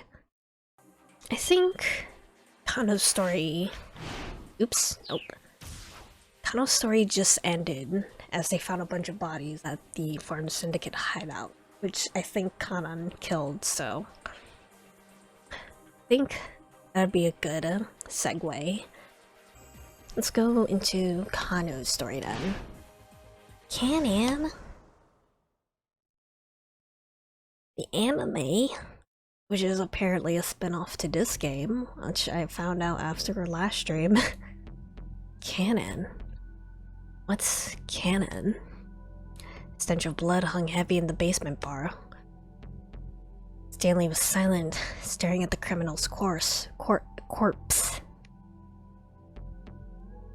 Hey, do you know anything about this? Still, Stanley gave no response. Silent treatment again, huh? The American glanced at him gravely. In all likelihood, the one who did this was acting alone. Alone? Against this many other people? Who on earth? There's no need for you to know. Cut the crap. Grabbed Stanley by the collar. There's someone involved in this case who's capable of something like this. I need to know about it. How am I supposed to do my job if you keep me in the dark? Look, I'm not afraid of the risk. And I'll be a lot more effective if you at least fill me in on the basics here. The more you know, the sooner you'll wind up dead. In his grip. But it's okay if I wind up dead while I'm still in the dark, huh? Fine. I'll answer your first question. Canon is the name of a covert operative from the Middle East. Spy that infiltrates hostile territory to carry out various clandestine activities. Okay. Foreign spy. I believe she's the one who killed the people here. The Middle East? Covert operative? Hadn't expected spycraft to be involved with this. She's an assassin and a cryptanalysis specialist. So like a code breaker then. You recall the mass jailbreak from Abu Ghraib prison a while back. Provided the intel for the escapees used to get out. Prison in Iraq, west of Baghdad. Under the same government, it was an interment facility for political prisoners. Excuse me. Following the Iraq War, it was used by the US Army to house prisoners of war. In April 2004, photographs of detainees being tortured by US soldiers were released, causing massive scandal. President Bush later made the decision to have the facility demolished. Kano was at a loss for words. The case was starting to seem a whole lot more sinister. However, this Canon was, she apparently killed nearly a dozen people with only a knife. Just clearly no one to trifle with. Just what kind of individual were they dealing with here? Could scarcely imagine. Surveyed the crime scene. Each of the murdered victims had his throat slit. From the look of the deep clean cuts, killer hadn't hesitated in the slightest. So, what connection does this Canon have with the mastermind behind this kidnapping? Canon had killed all of the foreign syndicate members in this bar. Did that mean she and the person behind the kidnapping were enemies? Or perhaps she and the kidnapper were working in concert, and she carried out these slayings as part of some plan to get rid of some loose ends. I believe I'd say I answered one question. Man. Turning away, Stanley picked up a file from atop a nearby table. He wasn't in the sharing mood. Realizing that further questions would be pointless, Kana peered sidelong at the file as Stanley opened it. Detailed map of Shibuya. Various routes marked with arrows and times. That's the plan for the ransom relay. So excited he blurted his thoughts out loud. Ultimate goal for the ransom was a condominium. The address and time, 2:20, 14:20, were written in red ink. Put in an immediate call to the investigation task force to relay this information. Final destination is Ground Hill, number 405, in Hero 534 Shibuya. Alright, we'll look into who owns the condo in question. I feel like it might be a trap, though. You and Stanley head over there now. I'm setting back up to go in with you. You have authorization to apprehend the suspect. Hearing the order he'd so long been waiting for, Kano felt a spark of determination flare inside him. Let's go. Close the file and followed him out of the bar. I feel like it's about to be a trap, though. Probably gonna be a trap. Stanley drove along Kashira-dori towards Hiro, where the finish line for the ransom relay was located. Cold and brooding, in sharp contrast with Kano's gung-ho readiness. Seemed lost in some deep and cheerless thought. Came over to wireless as the car came out onto Meiji-dori. Identified the owner of the condominium. It's all his breath in anticipation. The name Kuze spoke caught him by surprise entirely. Why? Okay, fine.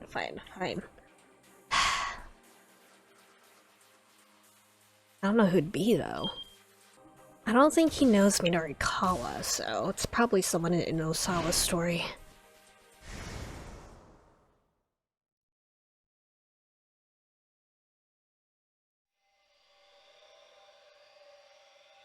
I do not want others intruding into my domain. Accordingly, I do not intrude on others. That is how I lived my life. That is how I forge my sense of calm. Something has begun to drive me mad. The boundaries between myself and others have started to collapse. I don't like it. I don't like it at all. I'll become something other than myself, and that is one thing I fear I can never bear. No, you don't. Kajiura tackled Tanaka as he strode towards the door. Collapsed in the heat in front of the entryway. Hey, what are you doing? Hold still. And his bug tracker over Tanaka's body. In your ass. Began beeping loudly. Pulled off Tanaka's necktie clip. It's a listening device. Tanaka's face went pale. Where'd you get this? Well, trailed off into silence. I gave it to him.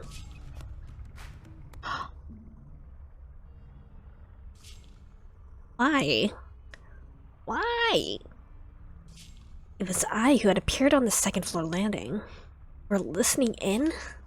Ma'am, would you mind explaining this? Once he seemed deadly serious. I was barely able to hear a thing. That's what I get for going with something so cheap. And held out a dangling earpiece. When and where did you get that? Earlier today, when I left to do some shopping. Why did you plant a listening device on Mr. Tanaka? That's what I want to know. Why would you do this? You were outside emailing someone earlier, weren't you, Mr. Tanaka?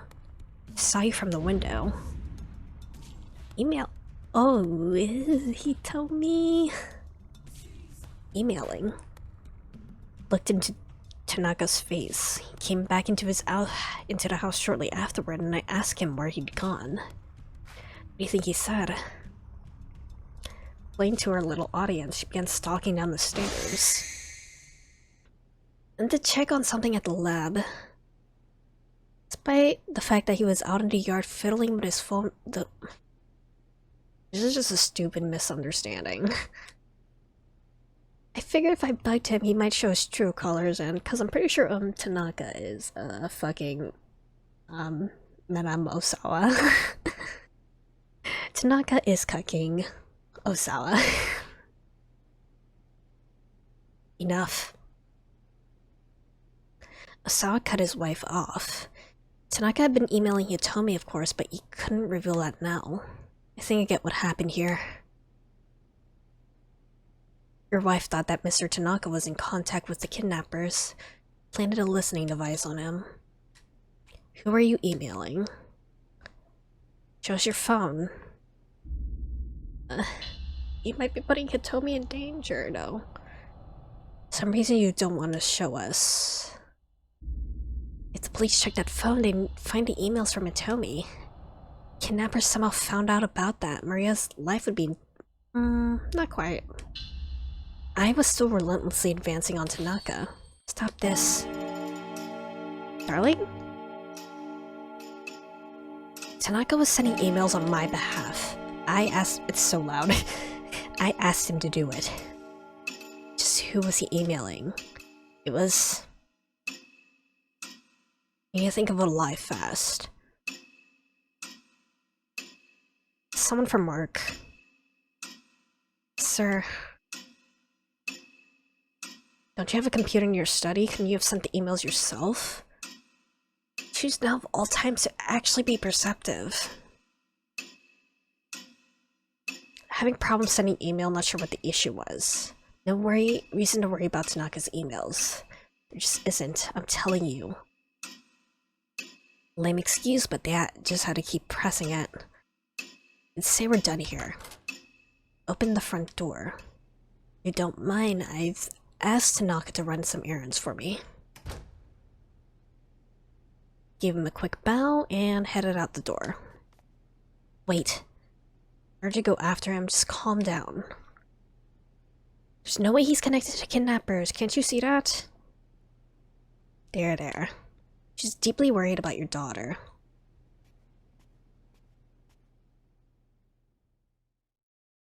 Still. If she is that worried, giving a tie clip as a gift seems a bit... Meant to hold one's necktie in place in old days, quintessential part of the Salaryman's outfit, along with cufflinks, and the company badge. Clips have come back into vogue with some older men, now more frequently referred to as tie bars. Kajiwara's muttering trailed off. What do you mean? I mean, you're getting cucked, man. Nothing. Not important. Waved the hand dismissively, but there had been a definite note of suspicion in his voice.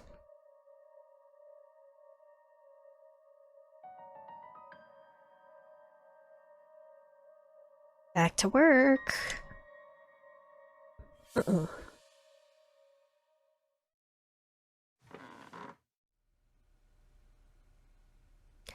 Returned to his study and sat in front of his computer.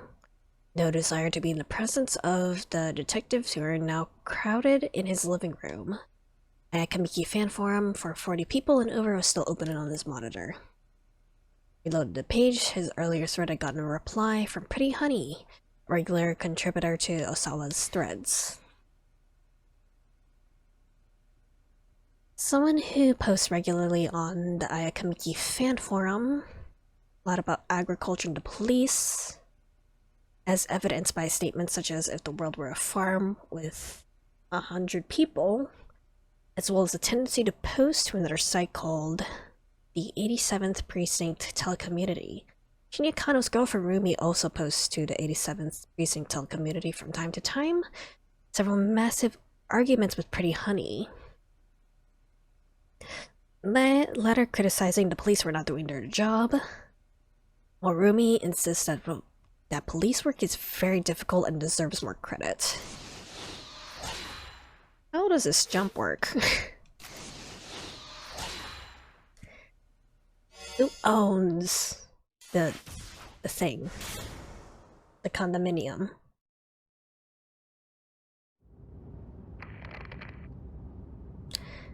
Came out to Meijidori. Mamoru Tanaka? That's Tanaka. Oh. Right, because Tanaka did, knock out, Maria in that bad end. So I guess it makes sense. That would mean he's in league with... a foreign syndicate.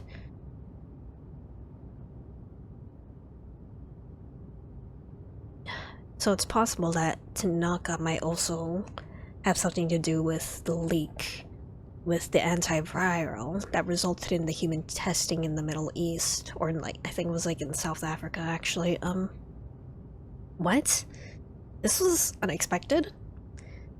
Confirms that Tanaka left the Osawa residence at just after 1400 hours. No word on his movements since then.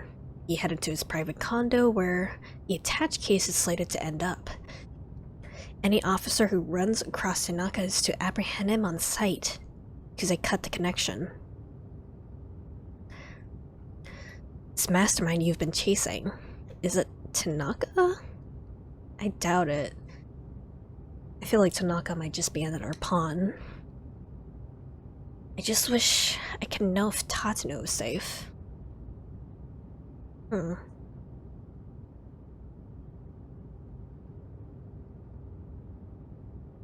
don't think the mastermind is just gonna be Tanaka. Still worried about that traitor, huh? So Stanley could ignore all his questions, but still remember to make snide remarks. Talking about Tatsuno is the only thing that gets a reaction out of you, isn't it? What makes you so certain that he can't be a traitor? Tatsuno just isn't like that. That's not an answer. Alright? I've watched a man work for years. I know him. He has no reason to betray the Force. You watched him work, huh? What about his private life, then? You know all about that, too? He hasn't had money troubles or anything like that? Well, his blood's starting to boil. I don't care what you think.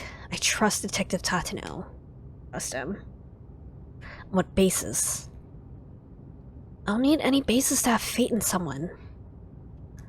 Not any basis in fact, it's just plain sentimentality. Stanley said. There's no reason or logic to it. A thin smile came to his face. Be they friends or family, you can never really know other people. The only person you can trust is yourself. And no response for such an emotionless statement, he looked away. He and Stanley were just plain incompatible. Seemed no amount of talking would let them get through to one another. Never take anything at face value, Kano.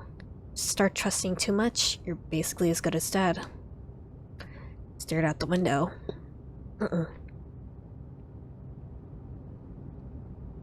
Shibuya Precinct came into view. Tanaka's condo wasn't much further now.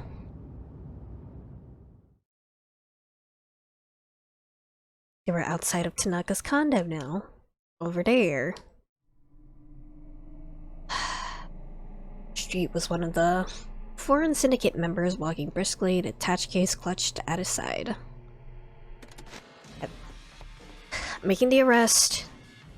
Kinda wait. I'm loud and clear, but he had no intention of stopping. Left to tackle him around the waist.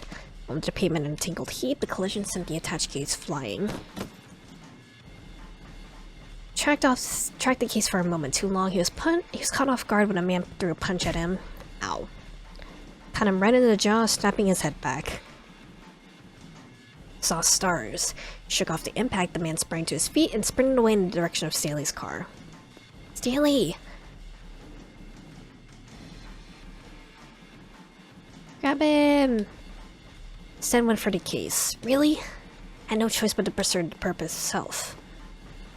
I didn't come this far just to let the crooks get away now. Fleeing man skidded to a stop.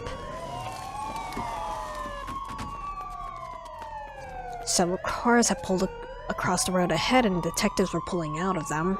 So loud. Escape route cut off, the criminal resigned himself to capture. While Kano helped make the arrest, several of the other detectives broke into Tanaka's condo. Oh, a bit worried.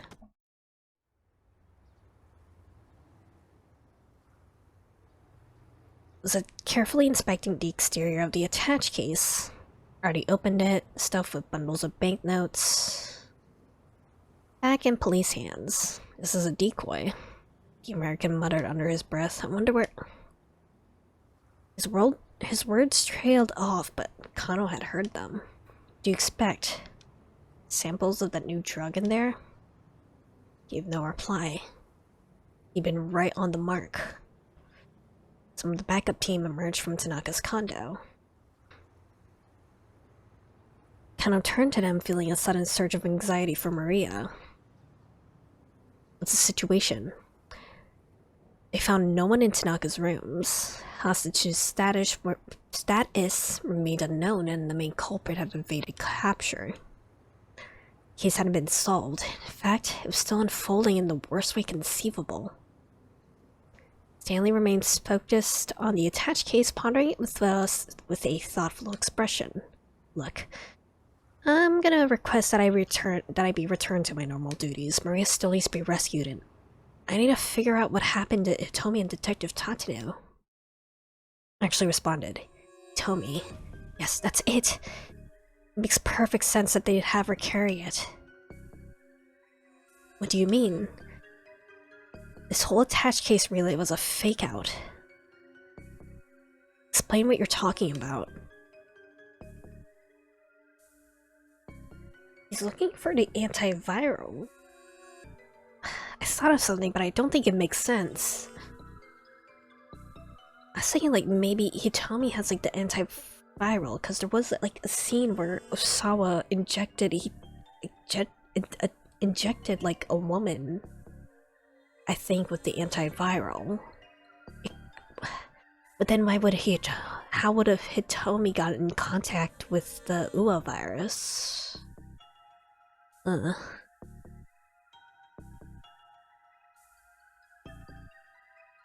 And got him to have Hitomi carry the drug separate from the ransom. You're saying they had Hitomi bring them the drug?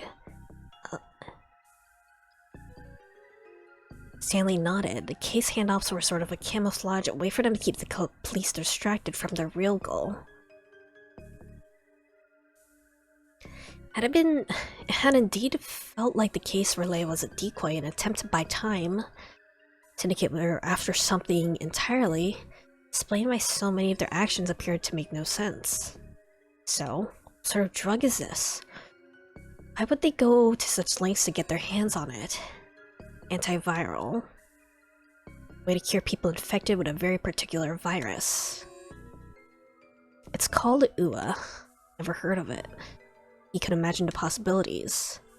Suppose this UA is something like the Ebola virus. Hemorrhagic fever. There's no vaccine to prevent infection or any drug to cure the disease after it manifests. Perhaps HIV.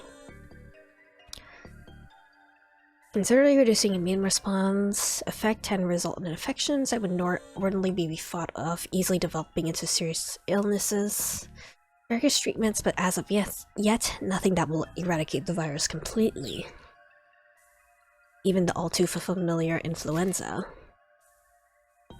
With A and B causing the typical run of the illness in humans, neuraminidase any days is recommended as an effective inhibitor. Really alleviates the symptoms and is not a complete cure. Medicines that could treat all of those diseases, but nothing that could cure them completely. Any drug that could do that would be worth vast sums of money. Do you have any means of getting in touch with Mr. Osawa? I know one of the detectives stationed at his home. Check with him ASAP. Find out whether or not he gave the antiviral to Hitomi.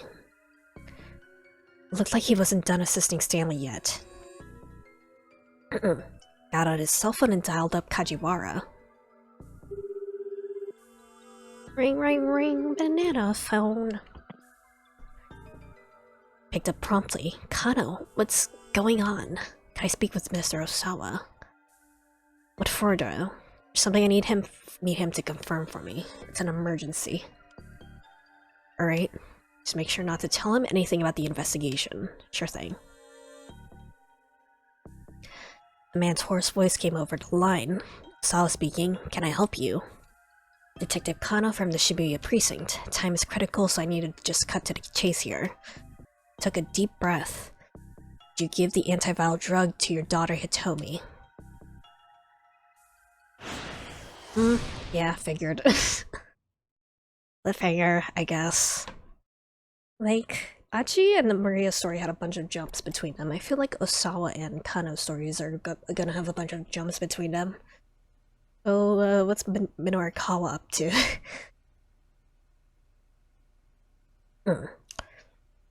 Oppose the idea of Ayakamiki expanding to America.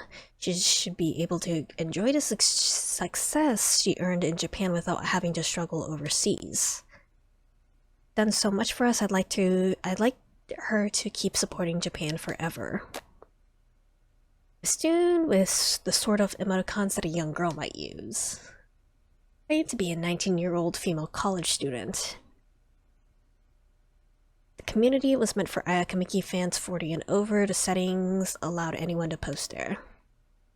The only young woman among the members, however, was Pretty Honey. Thread continued. Have you tried using... Fuck you, dude. Thanks, buddy. Thanks.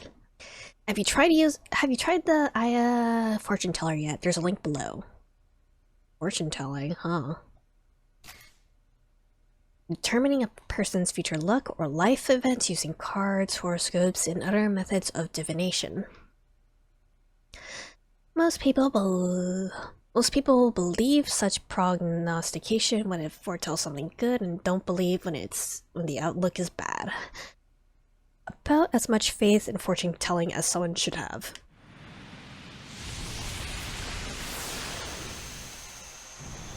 Oh, it's like a fortune telling slip. Mega lucky. Mega lucky. Should he ask it whether Maria was safe? If it gave him a good answer, he'd believe it. Bad answer, he wouldn't. Might be worth a shot just for the peace of mind it'll bring. Came up. Enter your birthdays and sex. Ayakamiki would offer her advice. Fortune was displayed. You're a very work-minded person. For some insight on Maria, but instead it was a write-up about his personality. You'll never be able to get by without the devoted support of those around you, but you probably don't realize that, do you? It's a big mistake to think that you can get through life's challenges on your own. Nothing cool about being ignorant. If you don't get over your indifference to the world might start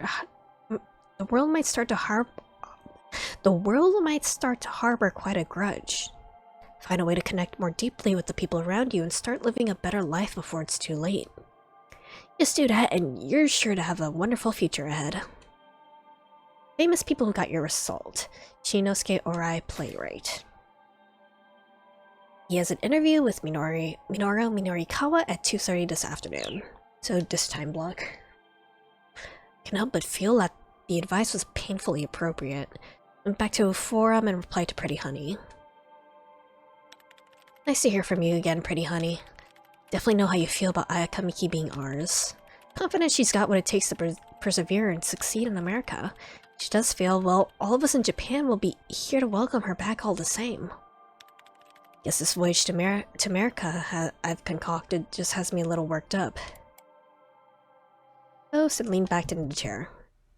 Osawa. First a toilet, then lunch. What is it now? There's been a development in the case. Please join us in the living room. We have important matters to discuss.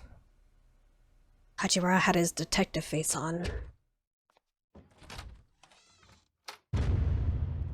Jesus Christ. Menacing. I was already there looking stern and solemn. Allow me to share what we know. We've identified a location that appears to be the Syndicate's hideout.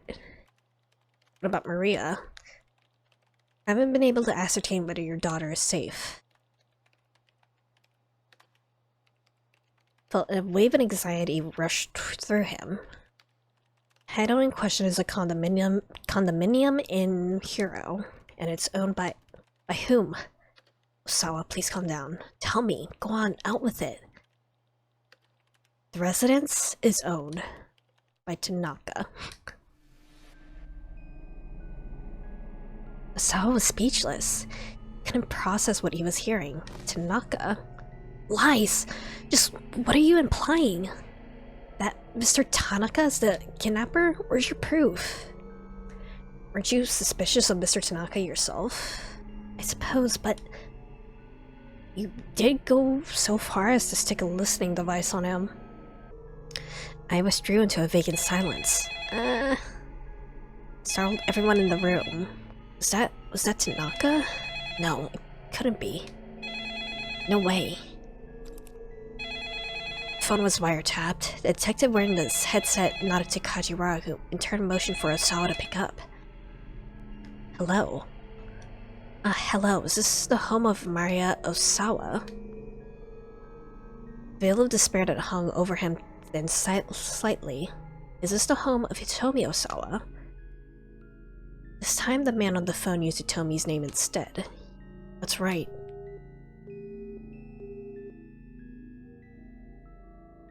Huh? Were they just confirming the phone number? Why? Dumbstruck, gently took the receiver and hung up the phone. Traced the source of the call to a cell phone. Pinpointed the base station used. Informed Director Kuze so he can prepare a team just in case. What do you mean by that? Just because this is a kidnapping case doesn't mean that every phone call comes from the kidnapper. Look into it, of course, but confirming Mr. Tanaka's whereabouts takes priority. Don't you agree? Someone should call him. I'll do it. Got her a cell phone and dialed up Tanaka. Where was Mr. Tanaka headed? He eyed Osawa keenly. Did we actually? We actually do. It's kind of irresponsible, but okay. Even leaving out the part about Hitomi, that was still the truth. Behind the kidnapping, Osawa knew he ought to tell the police about the blue minivan and the emails from his daughter, but part of him still trusted Tanaka deep down and couldn't bring himself to reveal it all. You have investigators en route to Tanaka's condominium. Let's wait for them to report in. I was squawking in frustration. She hadn't been able to get through to Tanaka.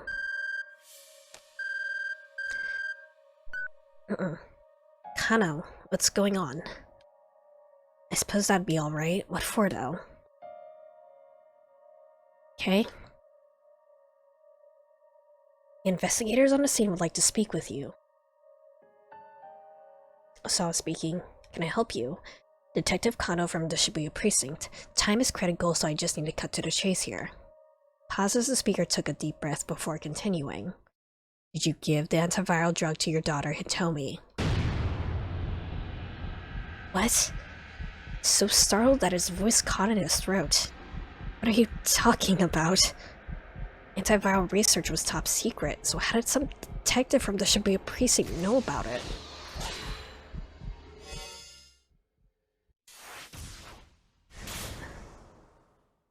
Storytelling in this time block is quite good. What are you talking about? I'm the one asking the questions here, Mr. Osawa. Did you give the antiviral drug to your daughter Hitomi? Not sure if I understand the question. Sure, he hit the nail right on the head. I know what the syndicate is really after, Mr. Osawa. Well, it's the virus, technically. Well, not exactly the virus, the antiviral.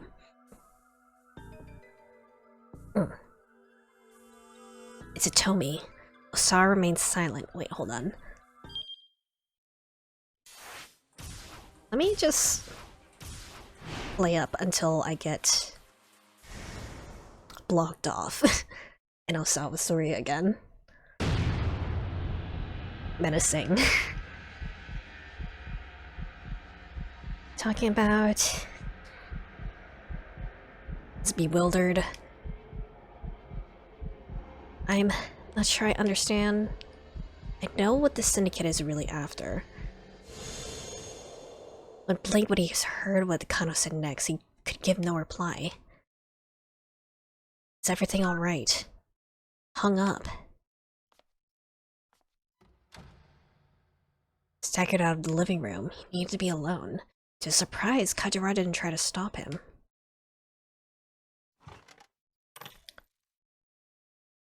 He dropped onto his onto his sofa, grabbed 3 times. Ooh, that's probably not good. No water in the room, he had to swallow them dry. It's Hitomi.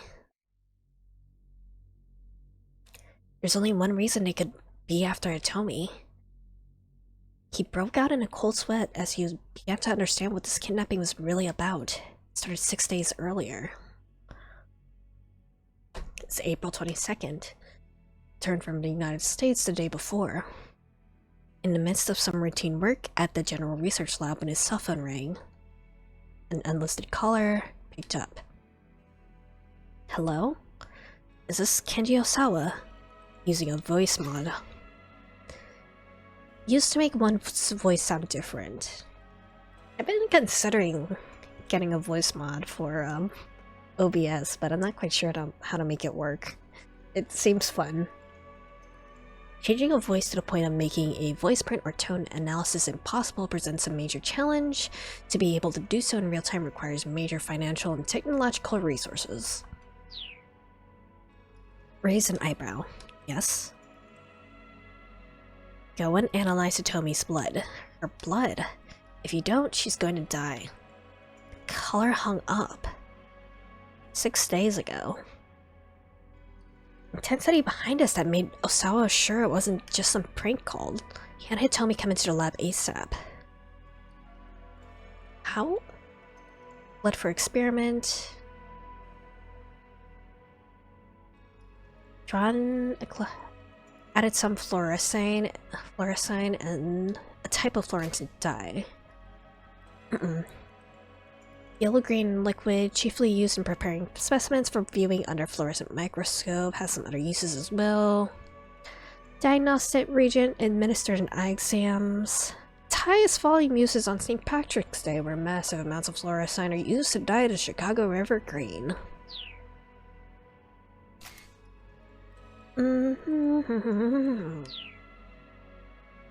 Placing the slide under a fluorescent microscope, he took a look.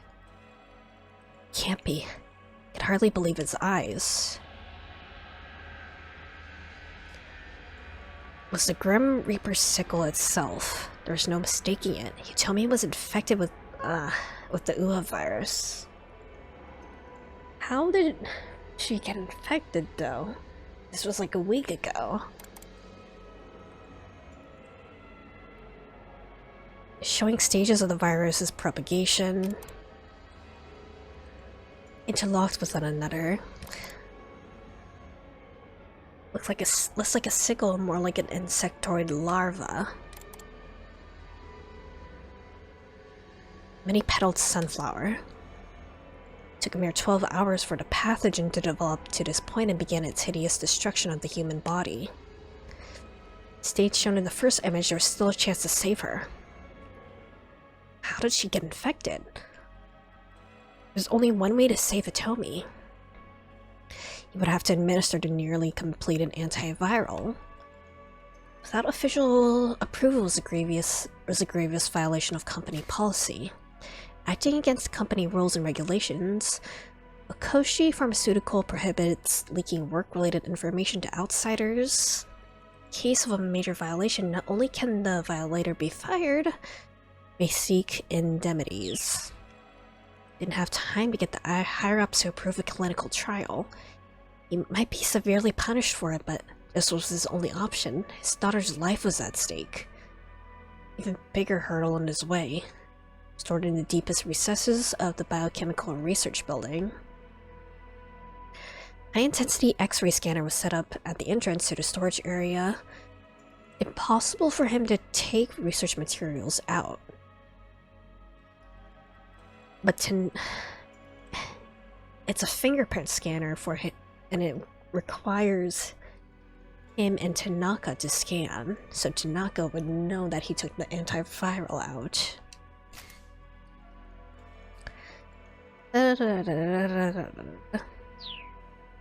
Couldn't get the antiviral out of there, he just had to bring Hitomi in.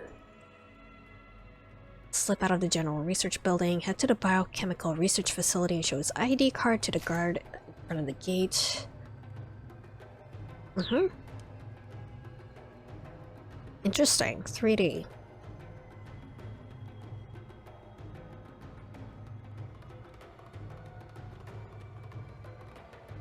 He'd reached an elevator at the end of the hall that went directly to the storage section. Any cart scan.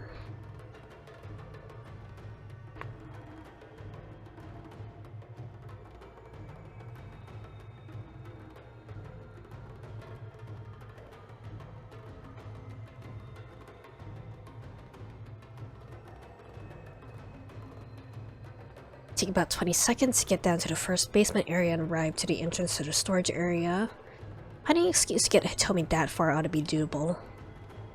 Top secret hematology experiment, and the guard would probably believe him. What came after?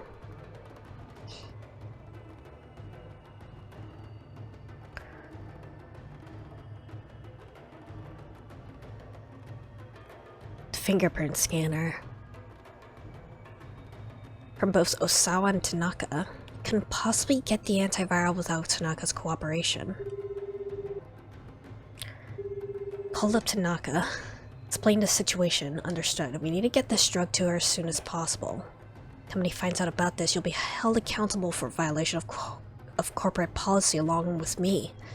Are you sure you're okay with that? Tomi's life is more important than company policy. Immense surge of gratitude for his assistant. Deeply moved by your determination. You really are worried about Hitomi. What are you talking about? Of course I am. Putting your career on the line is something so personal as... It's not like me? Well, yes, I'm sorry. Just what sort of person do you think I am?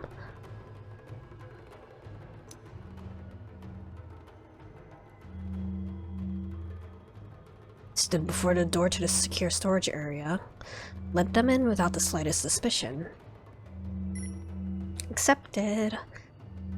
Holding his breath as the authorization finally went through. Accepted.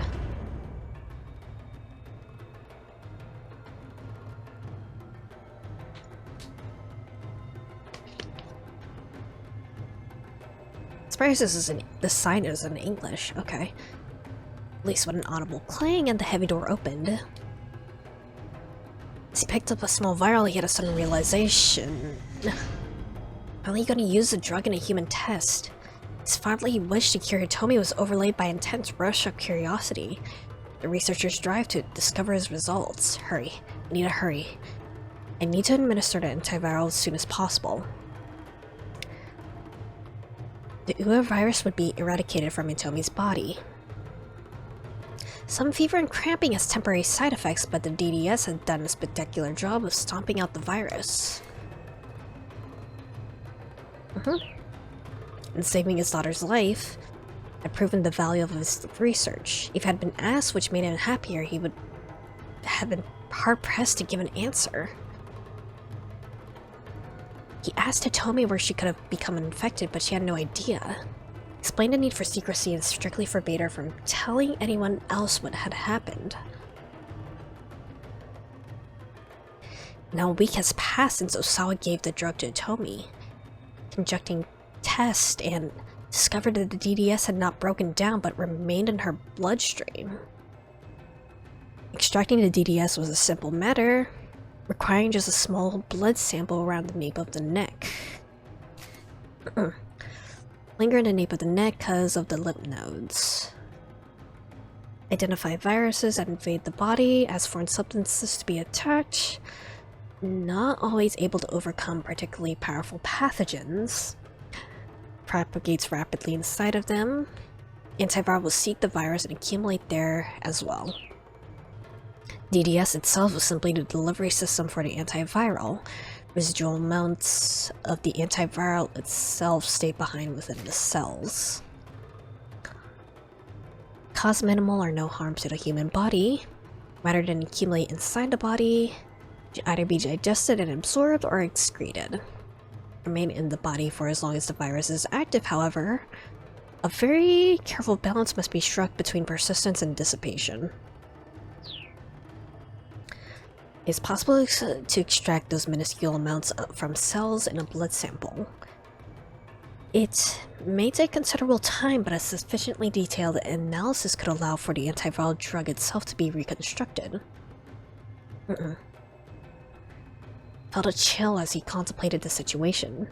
And knowing how tough security was at the lab, they come up with the idea from using a human vessel to get what they needed from within. Infecting Hitomi with the UA virus to ensure that she received the antiviral, that she'd have it in her blood. They would still need to know about the antiviral in the first place, though. Jesus Christ. Tanaka... If Tanaka was working with the kidnappers, that explained why he'd be so cooperative about the fingerprint scanner. Damn it. Let's just had in his hands. And his partner entrusted and confident for years. Refused to believe he'd been betrayed like this. Uh-oh. It appears you have a visitor. Ah, it's Minorikawa. Hold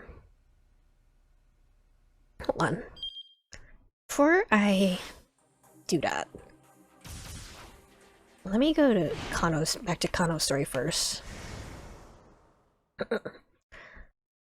don't think this is a keep out jump. I think this is like a contextualizing jump. Yeah. Mr. Osawa. Line went dead. Guess that answers that well enough. Clear why the criminals were after Hitomi. Saw an uneasy look on Stanley's face. Something on your mind. If Hitomi was carrying the antiviral, how were the criminals planning on getting it from her? Taking her by force at the Scramble posed too high a risk. Nearly 100 detectives there, and they must have guessed there would be. That's why they devised the attached case relay. They wanted to abduct Hitomi somewhere away from the Dragnet's noticed. That was the plan that all the signs seemed to suggest, but still. Wonder how they managed to lead her away from police protection. Look of revelation crossed Stanley's face. All they need to do was convince her to go of her own accord. But how? He thought back to Hitomi's initial contact with Tariq Al-Karawan. Just before he'd taken the attached case from her, had a brief conversation. Al-Karawan had given Hitomi some sort of instructions then. Guess we're back to tracking down Al-Karawan then, huh? He's on the verge of saying something. Probably some remark about how Tateno had allowed Al-Karawan to run free. Wasn't going to argue the point. After the case was resolved, he'd discover what Tateno's real motives were. Once he did, Stanley would eat his words. In the meantime, can't just wander around looking without any leads until we get more intel. See what we can do with the security cameras back at the precinct. Numerous monitors shone down on the pair as they entered the Shibuya precinct surveillance room. Array of faces of individuals somewhere in Shibuya. Asked one of the operators to pull up Al-Karawan's data on screen. Looks comfy. Super comfy. By selecting each of the faces on the monitors in turn, they can run comparisons to determine if anyone among them was Al-Karawan. Made his way through the faces. Assuming their target was still in Shibuya, High likelihood that they'd find him. Minutes ticked past and there was no sign of him. He grew more and more impatient as he directed the operator's search. Just calm down. Set a hand on Cotton's soldier. Keep wasting your energy when you don't need to. That's just how I do things. I'm energetic because I care. Pointed out another face to the operator. Setting yourself up for a short life. Sank into a nearby chair. My brother was like you. Are we bonding? Is this our bonding moment? The American spoke so quietly that his words were barely audible. 10 minutes later, flattened back leg appeared on one of the monitors. He was Al Karawan. Yes. Ori was simply walking around town calm and composed. Radioed in Al Karawan's location to Kuze. Intercept the suspect on the double. Provide guidance using the surveillance monitors. Stop in front of a cigarette vending machine. Was he waiting for someone? Got eyes on the mutt. Mutt, perpetrator. Hook, to put someone in cuffs. Dipper, pickpocket, wants, outstanding warrants, hang paper to write multiple citations, and other such traditional police jargon. Kano's partner had evidently been nearby, making the arrest. Courage in Sasayama's voice. He ditched his anime nerd costume for a street dancer's getup. Appeared that Al Karawan hadn't noticed him yet. Closed the distance not much further. Rolled into his fist as he watched. Something unexpected happened. Another man came running to view in the middle of the Monotoyama, searching for Hana at Shibuya Gigo. Located by a duo of debt collectors, fled the scene, left Gigo to find him, and ran into him here in Maruyamacho, heading towards Kondori, trying to find a place to hide. You could see that the newcomer was shouting something. Oh buddy, what are you doing? Asayama launched himself like a bullet from the gun. Detective and perps were locked in a violent scuffle right there on the scene. Watched the struggle unfold. Got a number on Sasayama. This time the detective had the upper hand. Got a grip on Al Karawan's neck and kneed him repeatedly. Desperately tried to bring Sasayama to the ground. Raised himself and avoided the takedown, shifted his stance and took Al Karawan to the pavement with a spectacular hip throw. Yes. Clapped his hands together in excitement. Scarf hold. Sasayama got out his handcuffs. Technique in judo. Wrapping an arm around the opponent's neck while performing an upper body pin. Shouted to the scene. Looked away from the monitor for a mere moment, and when he looked back... Uh-oh. Sasayama had released his hold and crumbled to the ground. What? Oh. Oh, you... God damn it. Oh, man.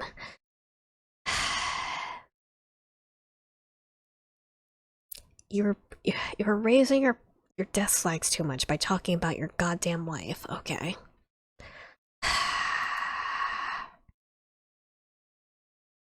Fucking hell. Zoom in. Could see exactly what he feared. And stabbed in the gut, blood pooled on the pavement around him.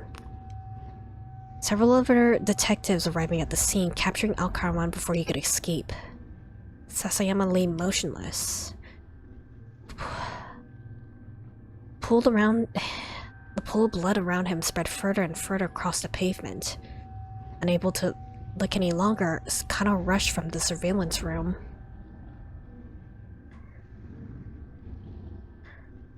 Fuck. If it's a to be continued and not a bad end, that means that's canon. God damn it. Fucking hell. Sasayama's just dead. Man. Fine, whatever. It definitely feels like we're at the halfway point now. Or at least, like, a climactic point, I think. I still don't know how many, like, time blocks this game has. I guess I did see the death flags for Sasayama, so I shouldn't be too surprised, but still disappointing. Alright. Minorikawa time. No!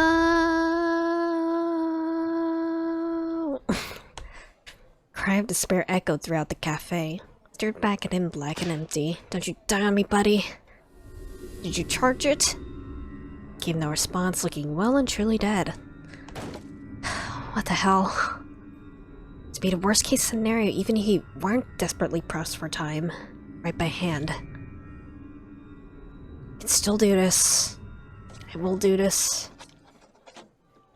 What? Sir, if you could please quiet down. My damn computer just broke. I'm allowed a scream or two. For the deadline he was racing to meet, he'd probably gone screaming until he passed out.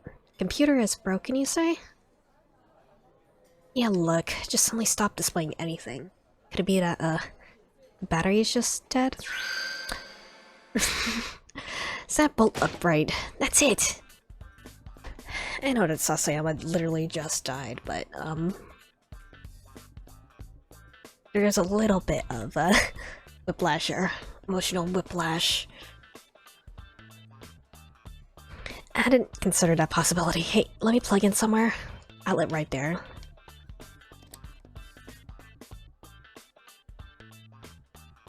Now that's sorted, would you please be quiet, sir? Had already begun dancing across his keyboard. Alright.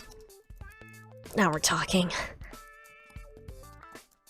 Fingers picked up speed as he went about touch typing.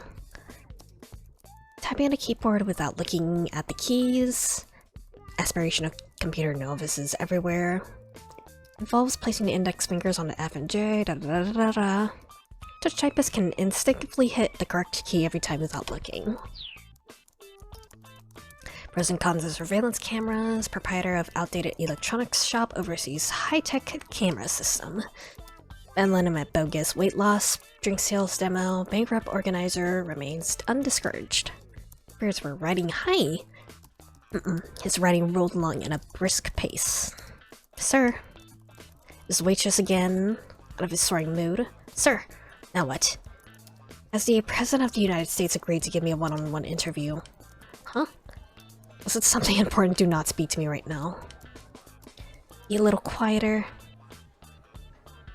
Just what sound do you have a problem with? I've been doing is writing a copy. You've been talking while you write, sir. You've been talking about an electronic store and some bogus weight loss drink. I assume that's what you're writing about. I've been narrating my copy aloud while writing it? Other customers sitting nearby were openly snickering. Should be delighted that you get to hear what I'm writing before the magazine goes to print. Has been complaining. Who was it? Where are they? It was me. Ah, this guy. Bogus diet fads, peeping security cameras reminds me of that sleazy tabloid 4-star general gossip I hate so much. Sure seem to know a lot about it for something you hate so much. Your behavior is bothering everyone here. God. Rumi's dad is just a male Karen. Okay. Do you not understand that? Guess a reporter writes nothing but nonsense, prefers nonsense in everything he does. Gladly. Nonsense-filled codswallop. Flim-flam. Flim-flam. Ooh, shit. I missed something, though.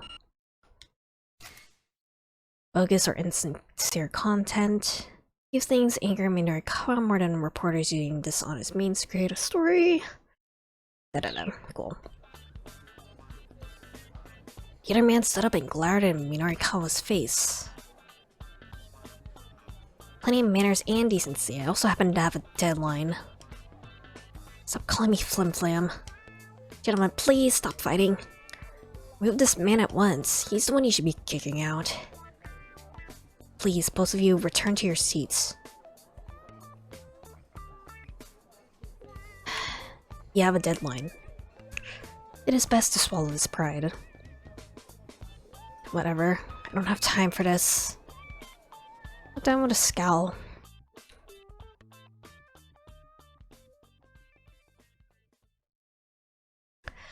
Needless interruption, just as he'd been gotten into writing mode, had all but killed Minarikawa's motivation. You need to take a breather. One spaghetti Napolitan. Yogarara. Also spaghetti dish from Nagoya called Milanese. No connection to the Italian city of Milan. Working on his empty stomach wouldn't do him any favors. He decided to read back over the copy he'd written so far. Screen was black yet again. Now unplugged. Can't that out yourself when you stood up earlier?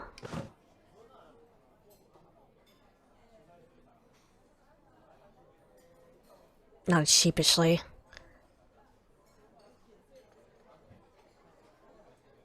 Minarika, you're just being an asshole. Make sure the spaghetti's loaded with cheese, lots of cheese. Hadn't thought to save his... Wow. Always make sure you save your work to avoid losing data. Why is it that your computer only seems to freeze when you've forgotten to save your stuff? Probably gonna have to rewrite most of what he's done. No autosave? In 2008? Excuse me? Young woman standing there. Sorry about my father. Father? The rude old man. He's just a little worked up right now. Please don't pay him any mind. You waiting on your boyfriend? I happened to hear you arguing earlier. Would have been about 2 hours ago? I see. An awkward, embarrassed smile came to the woman's face. I thought he was going to ask my father for permission to marry me, so we've been waiting for him, but he hasn't shown up. Must be really busy. She was gorgeous. A woman with her looks wasn't something he saw every day, that's for sure. Do you mind talking with me for a bit? Yeah, kinda need to turn my mood around here. At least until my father gets back. Rumi? Wait a second, aren't you one of those twins that was chosen as Miss Midoriyama? No, not me. Didn't think I'd be that lucky. I do know the girls you're talking about, though. Oh, what? Careful. Squeaked and alarmed as spray splattered her face. Poor girl. You mean it? You know them? Talking about the Osawa twins.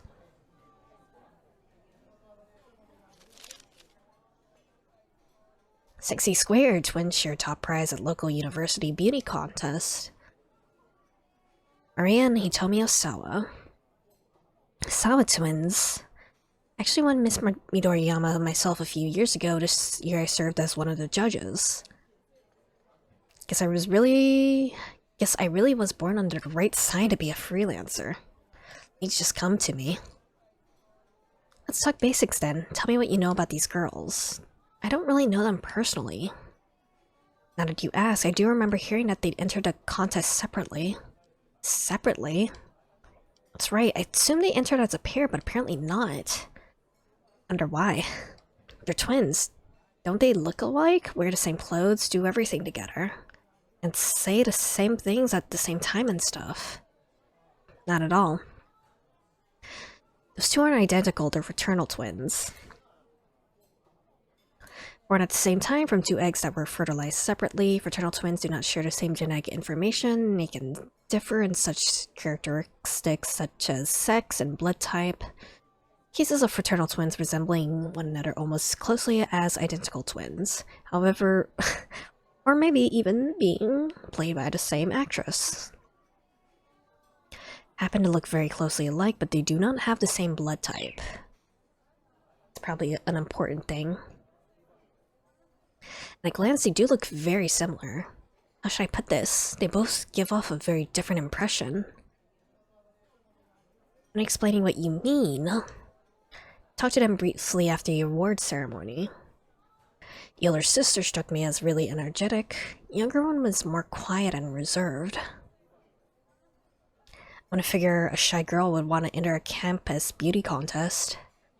I don't suppose you got anything juicier. Would you like to just go ask them yourself? They don't live very far from here. The event info in the project proposal had mentioned the girls were students at Midoriyama, but hadn't given an actual address. Talk to them directly, now that would be pay dirt. Not exactly, I just heard they lived in Shoto. That wasn't far away. Car and motorcycle could get there in about 10 minutes. Be quicker than going to Midoriyama Academy. He'd be able to meet with the girls themselves. Restroom looks like Rumi's father had just gotten back. Sorry, I should be going. No problem, and thank you.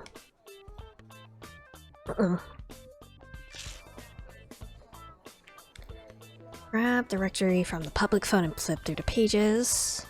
Only 5 listings for the name Osamu with the addresses in Shoto. Neither Maria nor Hitomi. I expect there to be he needed to find their parents. Called up the first of on the list. Oh, this is okay. Bingo! Pump his fist in excitement, got the right place on his first try. Way to go. House number listed in the phone book to memory. Here you are, sure. Oh? Piled high with an impressive amount of grated cheese. Miniature mountain of snow. It'd say lots of cheese, sir. Put down a canister of cheese and a bottle of Tabasco. US-based McClenny Company, consisting of hot peppers, green vinegar, and rock salt, known for its distinctive spiciness, can make spaghetti and pizza quite tasty with the addition of just a few drops. Really well as ramen and curry, recommended for times when flavor is lacking a little punch. Even one drop might be too much for those who can't handle spicy things. May claim that Tabasco was first imported to Japan by a certain well-known former pro wrestler. The story is untrue. Okay. This looks good. Shoved into his mouth. That is tasty. Alright, back in action. Let's do this. Got this, I got this. Nasty.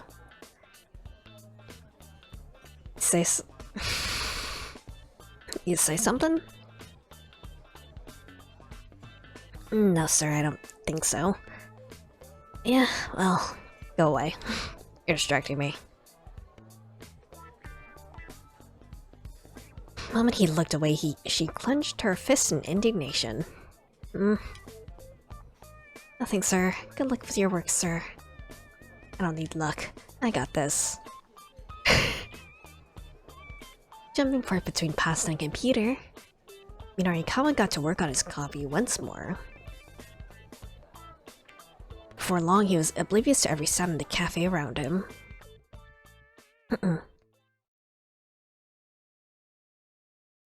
Snapped out of writing mode, he glanced at his watch, 2:20, almost time for him to head to his next interview. Better get a move on.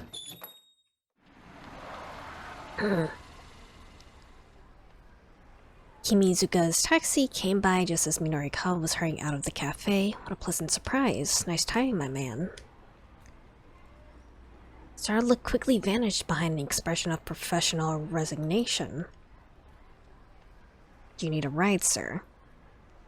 You know it. First, head to Shoto. After that, I'll need to get to Sakuragaoka. Cast his gaze out at the sights of the city, Minorikawa mulled over his plan for the next part of the day. First he'd interview the Miss Midoriyama girls, then he'd meet with the head of that theater troupe. Leave himself enough time to write his coffee. That meant, I'd like to get this wrapped up in 20 minutes. Can you make that happen? Kimizuka flashed a grin. Don't look here. A special fare, sir. Special. I love that word.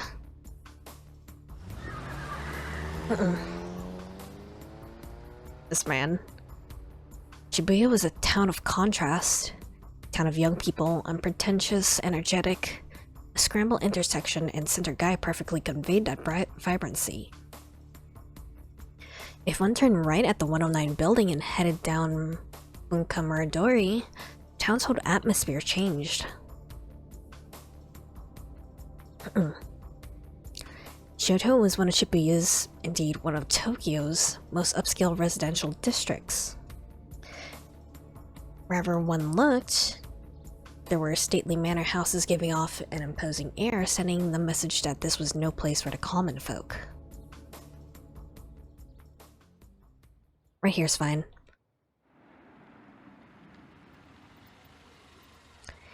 Minorikawa directed Kimizuka to pull over. Wait here for me. I'll be right back.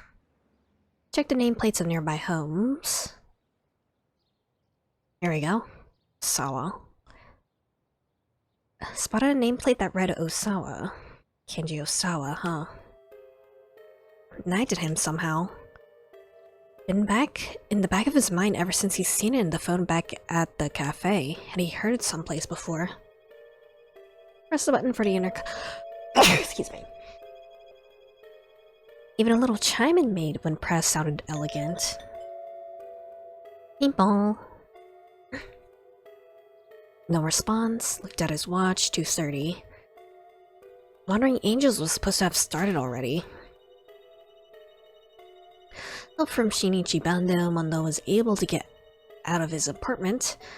Players had finally assembled. The troupe proceeded with one last rehearsal before showtime. Tragedy struck when Mondo came down with food poisoning after eating his lunch. Rushed to the hospital in ambulance, Angels were once again lacking an actor for the key role of Shido. R.I. was on the verge of panic, however he came up with a solution. Novice actor Takuya Amo, age 31, would take on the part. Continued an episode forward. Wanted to meet with the twins first if it was possible. Wait a little bit longer. Just 5 more minutes. Came through the intercom. Who is it? It's Minorikawa. Where would I know you from, Mr. Minorikawa? Here and there, I mean, there's only one Minorikawa, really. Please be on your way till I get an interview. Who are you with? Can simply talk his way through this. Ah, perfect. I've been wanting to talk to them.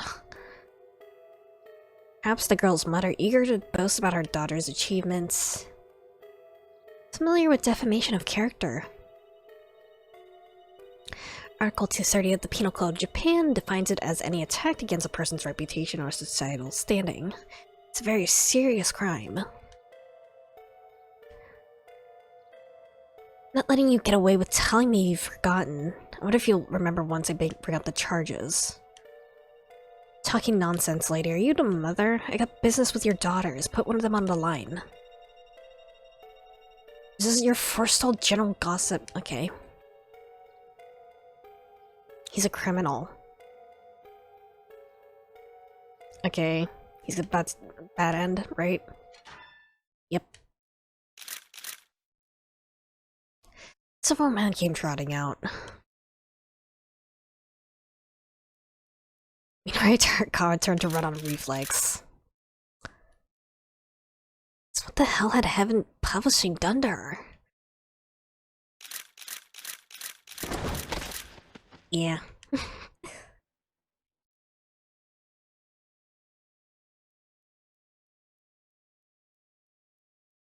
This is all a really bad misunderstanding.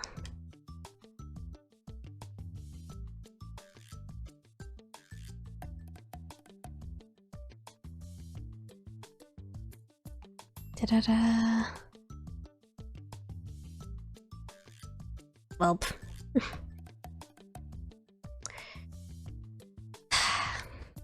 Finally released. Da-da-da. But that's another story for another day.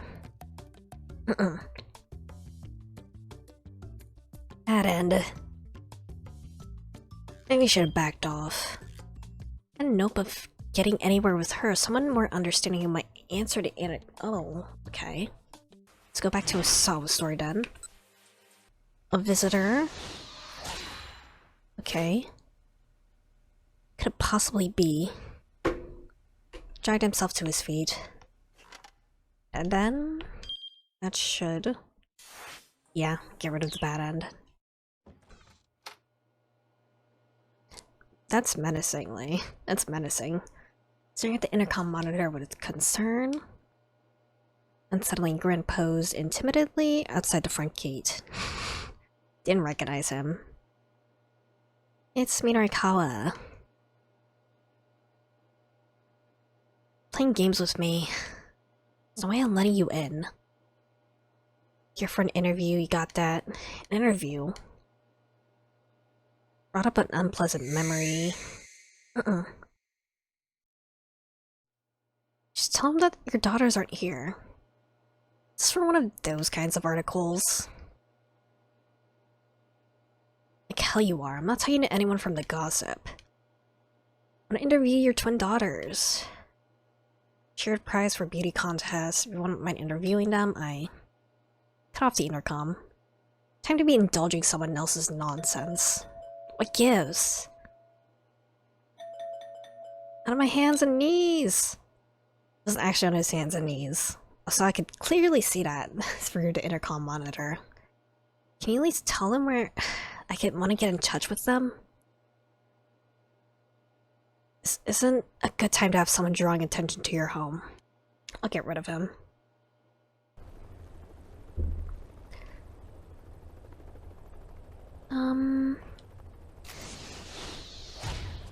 Okay, but I can't do that quite yet. Let me hop over to Rikawa's story then. Wait, this one? In case there's like a keep out. I want to clear it right away. Came through the intercom, da-da-da. Da-da-da-da-da-da-da-da-da-da.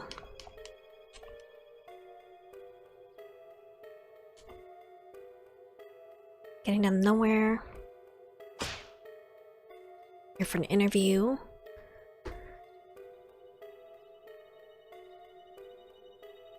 For da-da-da-da-da. Let me just skip through the text I literally just read.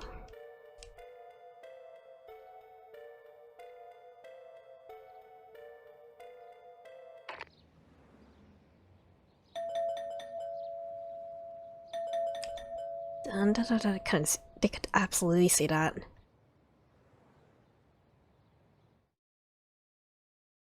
Stepped out the front door. Give me your business card. I'll have them get in touch with you later. Kenji Osawa then. Osawa? Kenji Osawa, the preeminent virologist that worked for Okoshi Pharmaceutical. Four-star general gossip had run a scandalous article on him in the past. Remember reading it. Held out his business card, Osawa snatched it from him. Please see that they get to me, Mr. Osawa. There was something odd. Middle of the afternoon, but every window of the house had its curtains drawn. Combined with Osawa's demeanor, set off alarm bells in Minorikawa's head.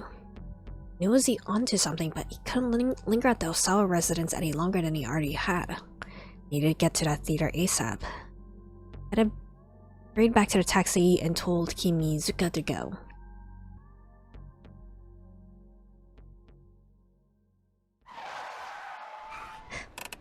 Nice driving. Skidded sharply as the cab came to a stop beside a different curb. Trip from Shoto to the theater in Sakuragaoka had taken almost no time at all. Here we are. That was fast. 5 minutes behind schedule. Still be able to get the interview with Orai. And keep out. Okay. What would keep you out? Is this the one I need? Yes. Okay. Get over there.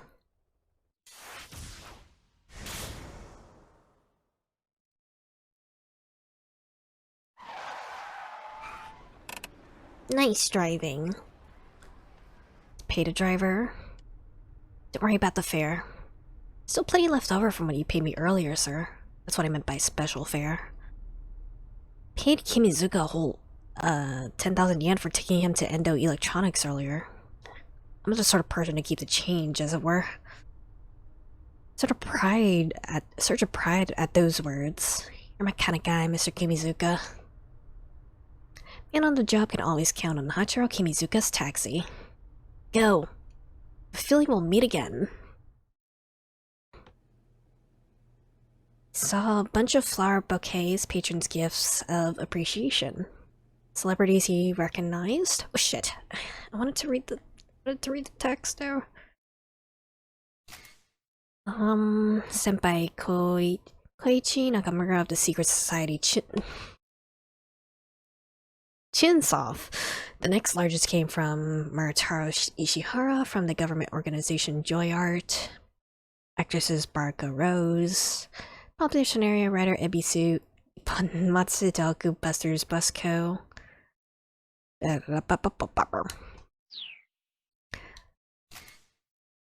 Novice actor Takio Amo, despite his nervousness, gave a credible performance as Shido. As the production got underway, continued his inexperience became apparent. He went on stage for the big wire action scene, having forgotten to attach himself to the rigging. Quick to act, rushing on stage in the improvised role of assassin with Edo accent #1, fixing a rope to Amo's back during the confusion. Palpable tension in the air, the crew seemed skittish as they went about their work. He's late. Really angrily to no one in particular, why the hell hasn't that journalist shown up for the interview? Hi. Lend us while we're busy. Shinosuke Arai. I've been busy myself. Just me, I know how it goes. I'm the guy you've been waiting for, Mr. Arai. It's RRI, he said. Sorry to keep you waiting. Sure waited a small price to pay for the chance to be interviewed by me. Hope you appreciate how valuable my time is, and now that you're taking it. Someone has a high opinion of themselves. Marched over to RI. Shinosuke Arai, the theater man, got right up into Minorikawa's face. Like anyone even cares. A jolt of tension sparked between the two men. Similar jolt of tension between two other people, Osawa and Tanaka. Can't get to that yet. Beg your pardon, but Mr. Arai does have a schedule to keep. Tsukozawa, I'm the producer. In the middle of an interview, please don't interrupt. It's high roll. Just do this. Opposite sides of a table in the lobby. Handle that, would you? It's like you're holding court. People actually hang out with you around that attitude. I can't imagine this having any important information in regards to like the main kidnapping plot or anything. Lay all the world to yourself. You can be on your own audience. Just what is it you do? I don't know. Why should I?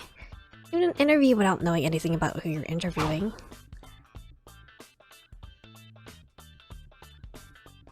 I made a clog like you come in and waste my time. Why don't you get out? This is my house. Interpose yourself between them, forcing a smile. Calm down. Used to be a broadcast writer. Responsible for a lot of big hits. Don't need to mention that. Recognize many of them. Come here running a failing theater now. Absolutely the rudest person I've ever met. Didn't back down. Listen, this has nothing to do with how well your theater is or isn't doing. Television world wouldn't accept you, so in order to retain your pride as an entertainer, you started doing theater. Isn't that so? See, my entire life on the theater. City theater might seem small time compared to TV, but you get a lot more response from it. You can see it from up on stage. The audience, you can see their faces. Passion in Ari's voice now. You can really feel it. When the audience is enjoying themselves, you can feel that energy. Can't do that from doing television. Thinking back on it now, my time spent working on TV. Let's see, what's a good analogy? It's like being handed a towel that's already damp. That's not right. A further preamble began talking about his tribulations back in his broadcast writer days.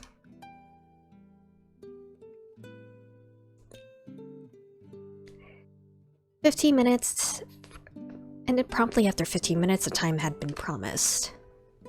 Emerged from it as if from a daze. Found himself staring Arai in the face, shaking him by the hand. So what kind of story did I just get? Heard about one man in his life, and I have to admit, it was a good interview. Thanks, yeah, my gratitude. Something stinks. Oh, what is that smell? Is it my... Something stinks. I don't know what is.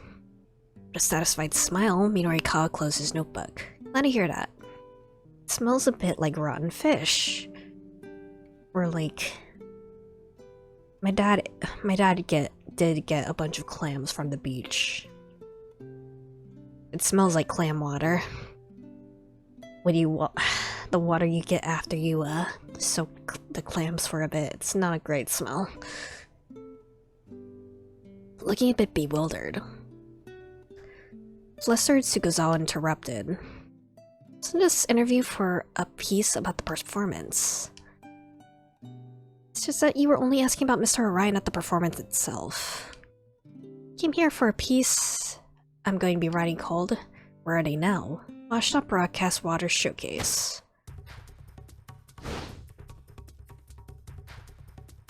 Forget... Already heard your old story. You should be grateful I'll be writing a piece on it. Or I snatched up a hammer the stage crew had left nearby. Wait! Waved the hammer menacingly. It smells so bad. Sudden halt as a ringtone startled him out of his fury. I have to take this. This is Osawa. Have your daughters come home then? No, actually, there's a favor I'd like to ask you. Got back to his visit to the Osawa residence, the drawn curtains, stricken look on Osawa's face. Something significant going on. Ah, it smells so bad. What is this smell? Getting the full story wasn't going to come without some cost. Something urgent. I'll pay whatever I have to.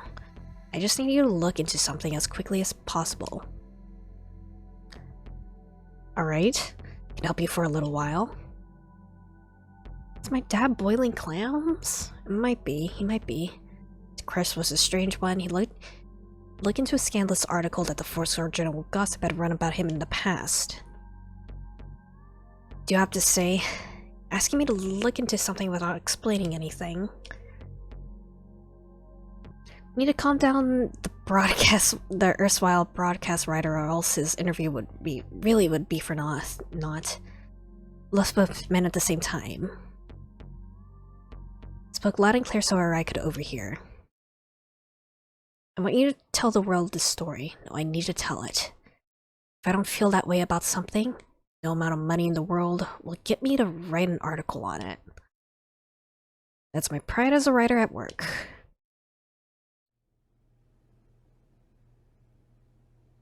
See, Arai's aura of rage fading as he listened. The theater man looked surprised. Decided to open up a bit. Ah, it smells so bad. I think he's just boiling clams. It smells awful.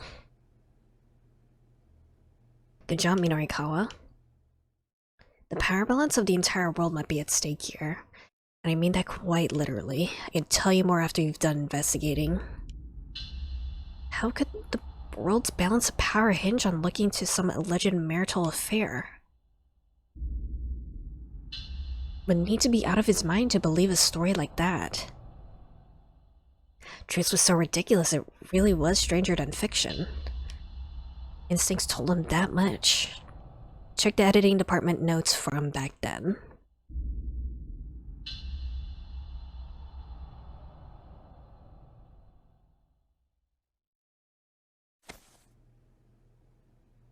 Arai approached him and extended his hand.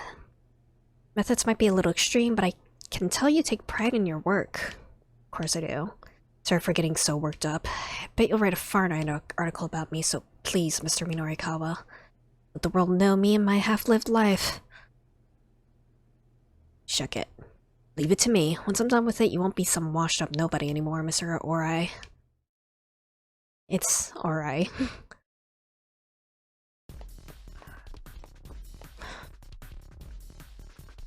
Completed all the interviews you get done before 4 o'clock. I had to write it up to convince the folks from the loan company that gossip could stay afloat. Alright.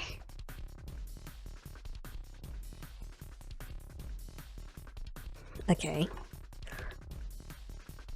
Just need, to finish Osawa's story at first then. Something really just stings, and I hate it. I think it's just my dad. Boiling clams, and it smells so bad. It smells like if the ocean did the most disgusting fart. Give me your business card.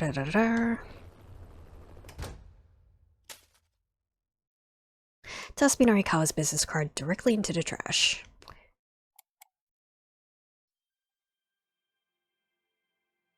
If you don't get over your indifference to the world might start to harbor quite a grudge. My indifference to the world around me, huh? Truth was that even with his closest companions, even with Tanaka for instance, his relationship had always been strictly a matter of business. Never taken it upon himself to know Tanaka as a person. Pretty much the case for everyone he knew. Harbored no interest in other people. No concern for his fellow man. That made himself abundantly clear when he received a microscope as a birthday present way back in first grade. I remembered the shock he felt when he looked through the lens for the first time. A new, almost infinite world hidden in the midst of what he'd already thought was too small. The real world seemed bland and ugly. Wherever he looked, wherever he went, he had to contend with tedium. Taken long for him to become more charmed by the world under his microscope than the one around him. Like a calm quiet little seaside. A beach where he could just sit and stare out at the waves. Wanted to stay immersed in that world forever and ever. Before you knew it, he was an adult. And then a husband. And then a father. People around him thought him an odd fellow, but didn't let that change the way he lived his life. And this, now, was the result. He had been betrayed by Tanaka. Didn't know Tanaka well enough for that.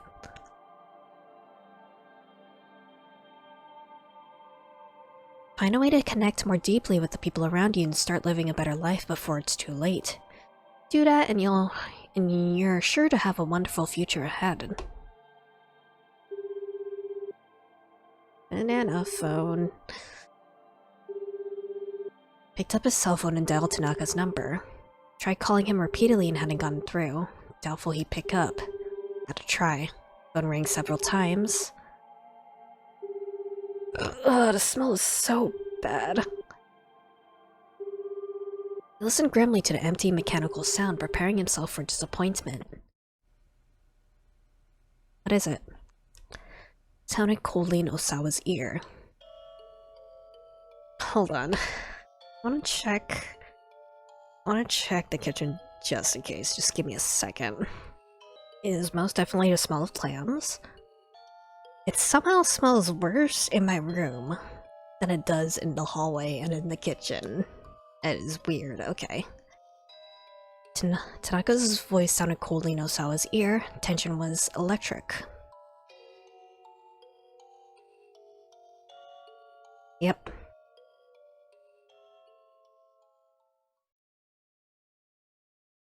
Okay, I know where the jump is. Tension.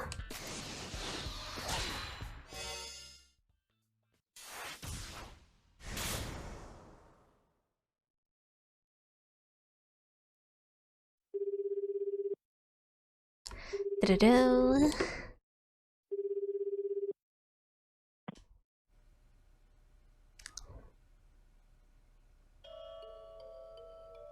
Tension was electric. Surge of outrage, he wanted to scream. Fair. Took a deep breath and managed to maintain control. Tanaka, where are you? Is Maria alright? Did not reply.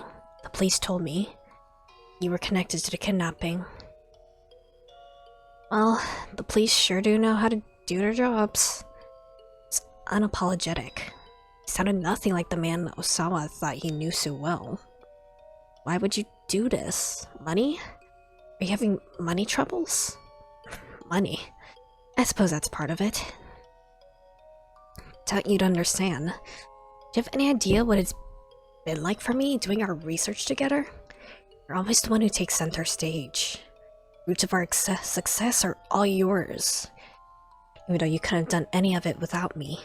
The more he said, the more vitriol seethed into his words. Trembled as he clutched the phone. Taker can never understand how it feels to be taken from. You've hoarded so many things to yourself. So, taking some of them back. You hung up. Tanaka?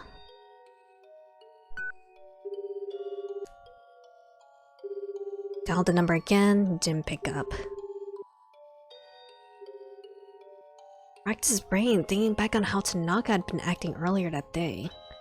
Anything unusual, any clue at all, no matter how small. Some hint he'd be able to find a Maria and Hitomi.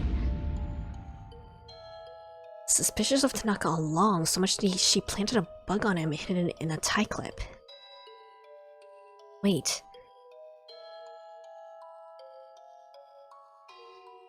Giving a tie clip as a gift is a bit... I had never given him a tie clip. Being cucked, man. Being cucked. His heart gave a heavy throb in his chest. It couldn't be. No. It was impossible. Crept back into his mind. Yeah. The man's identity was never revealed. Could it have been Tanaka?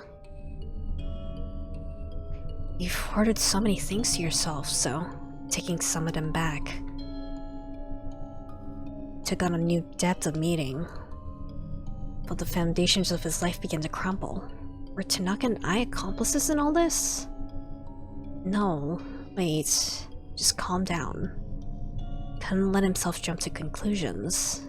Be more level-headed, everything depended on it.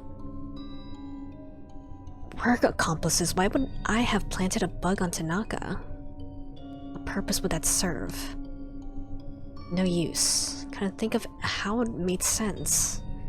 Establish what the relationship between I and Tanaka really was. Once he figured this out, he'd be able to get a better handle on the situation. Couldn't go and ask I directly. Involved in all this, she certainly wouldn't tell them the truth. Which is why you asked me Norikawa.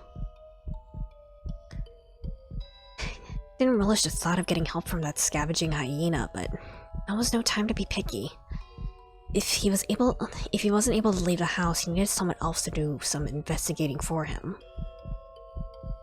Freelance writer Minoru Minorikawa is Osawa's only hope. Nope.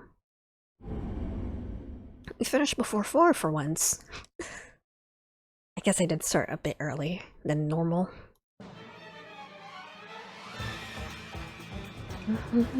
This person also killed my friend. Everyone in Shibuya is gonna die?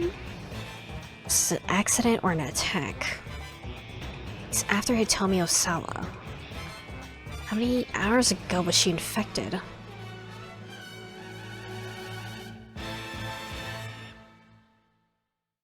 Man.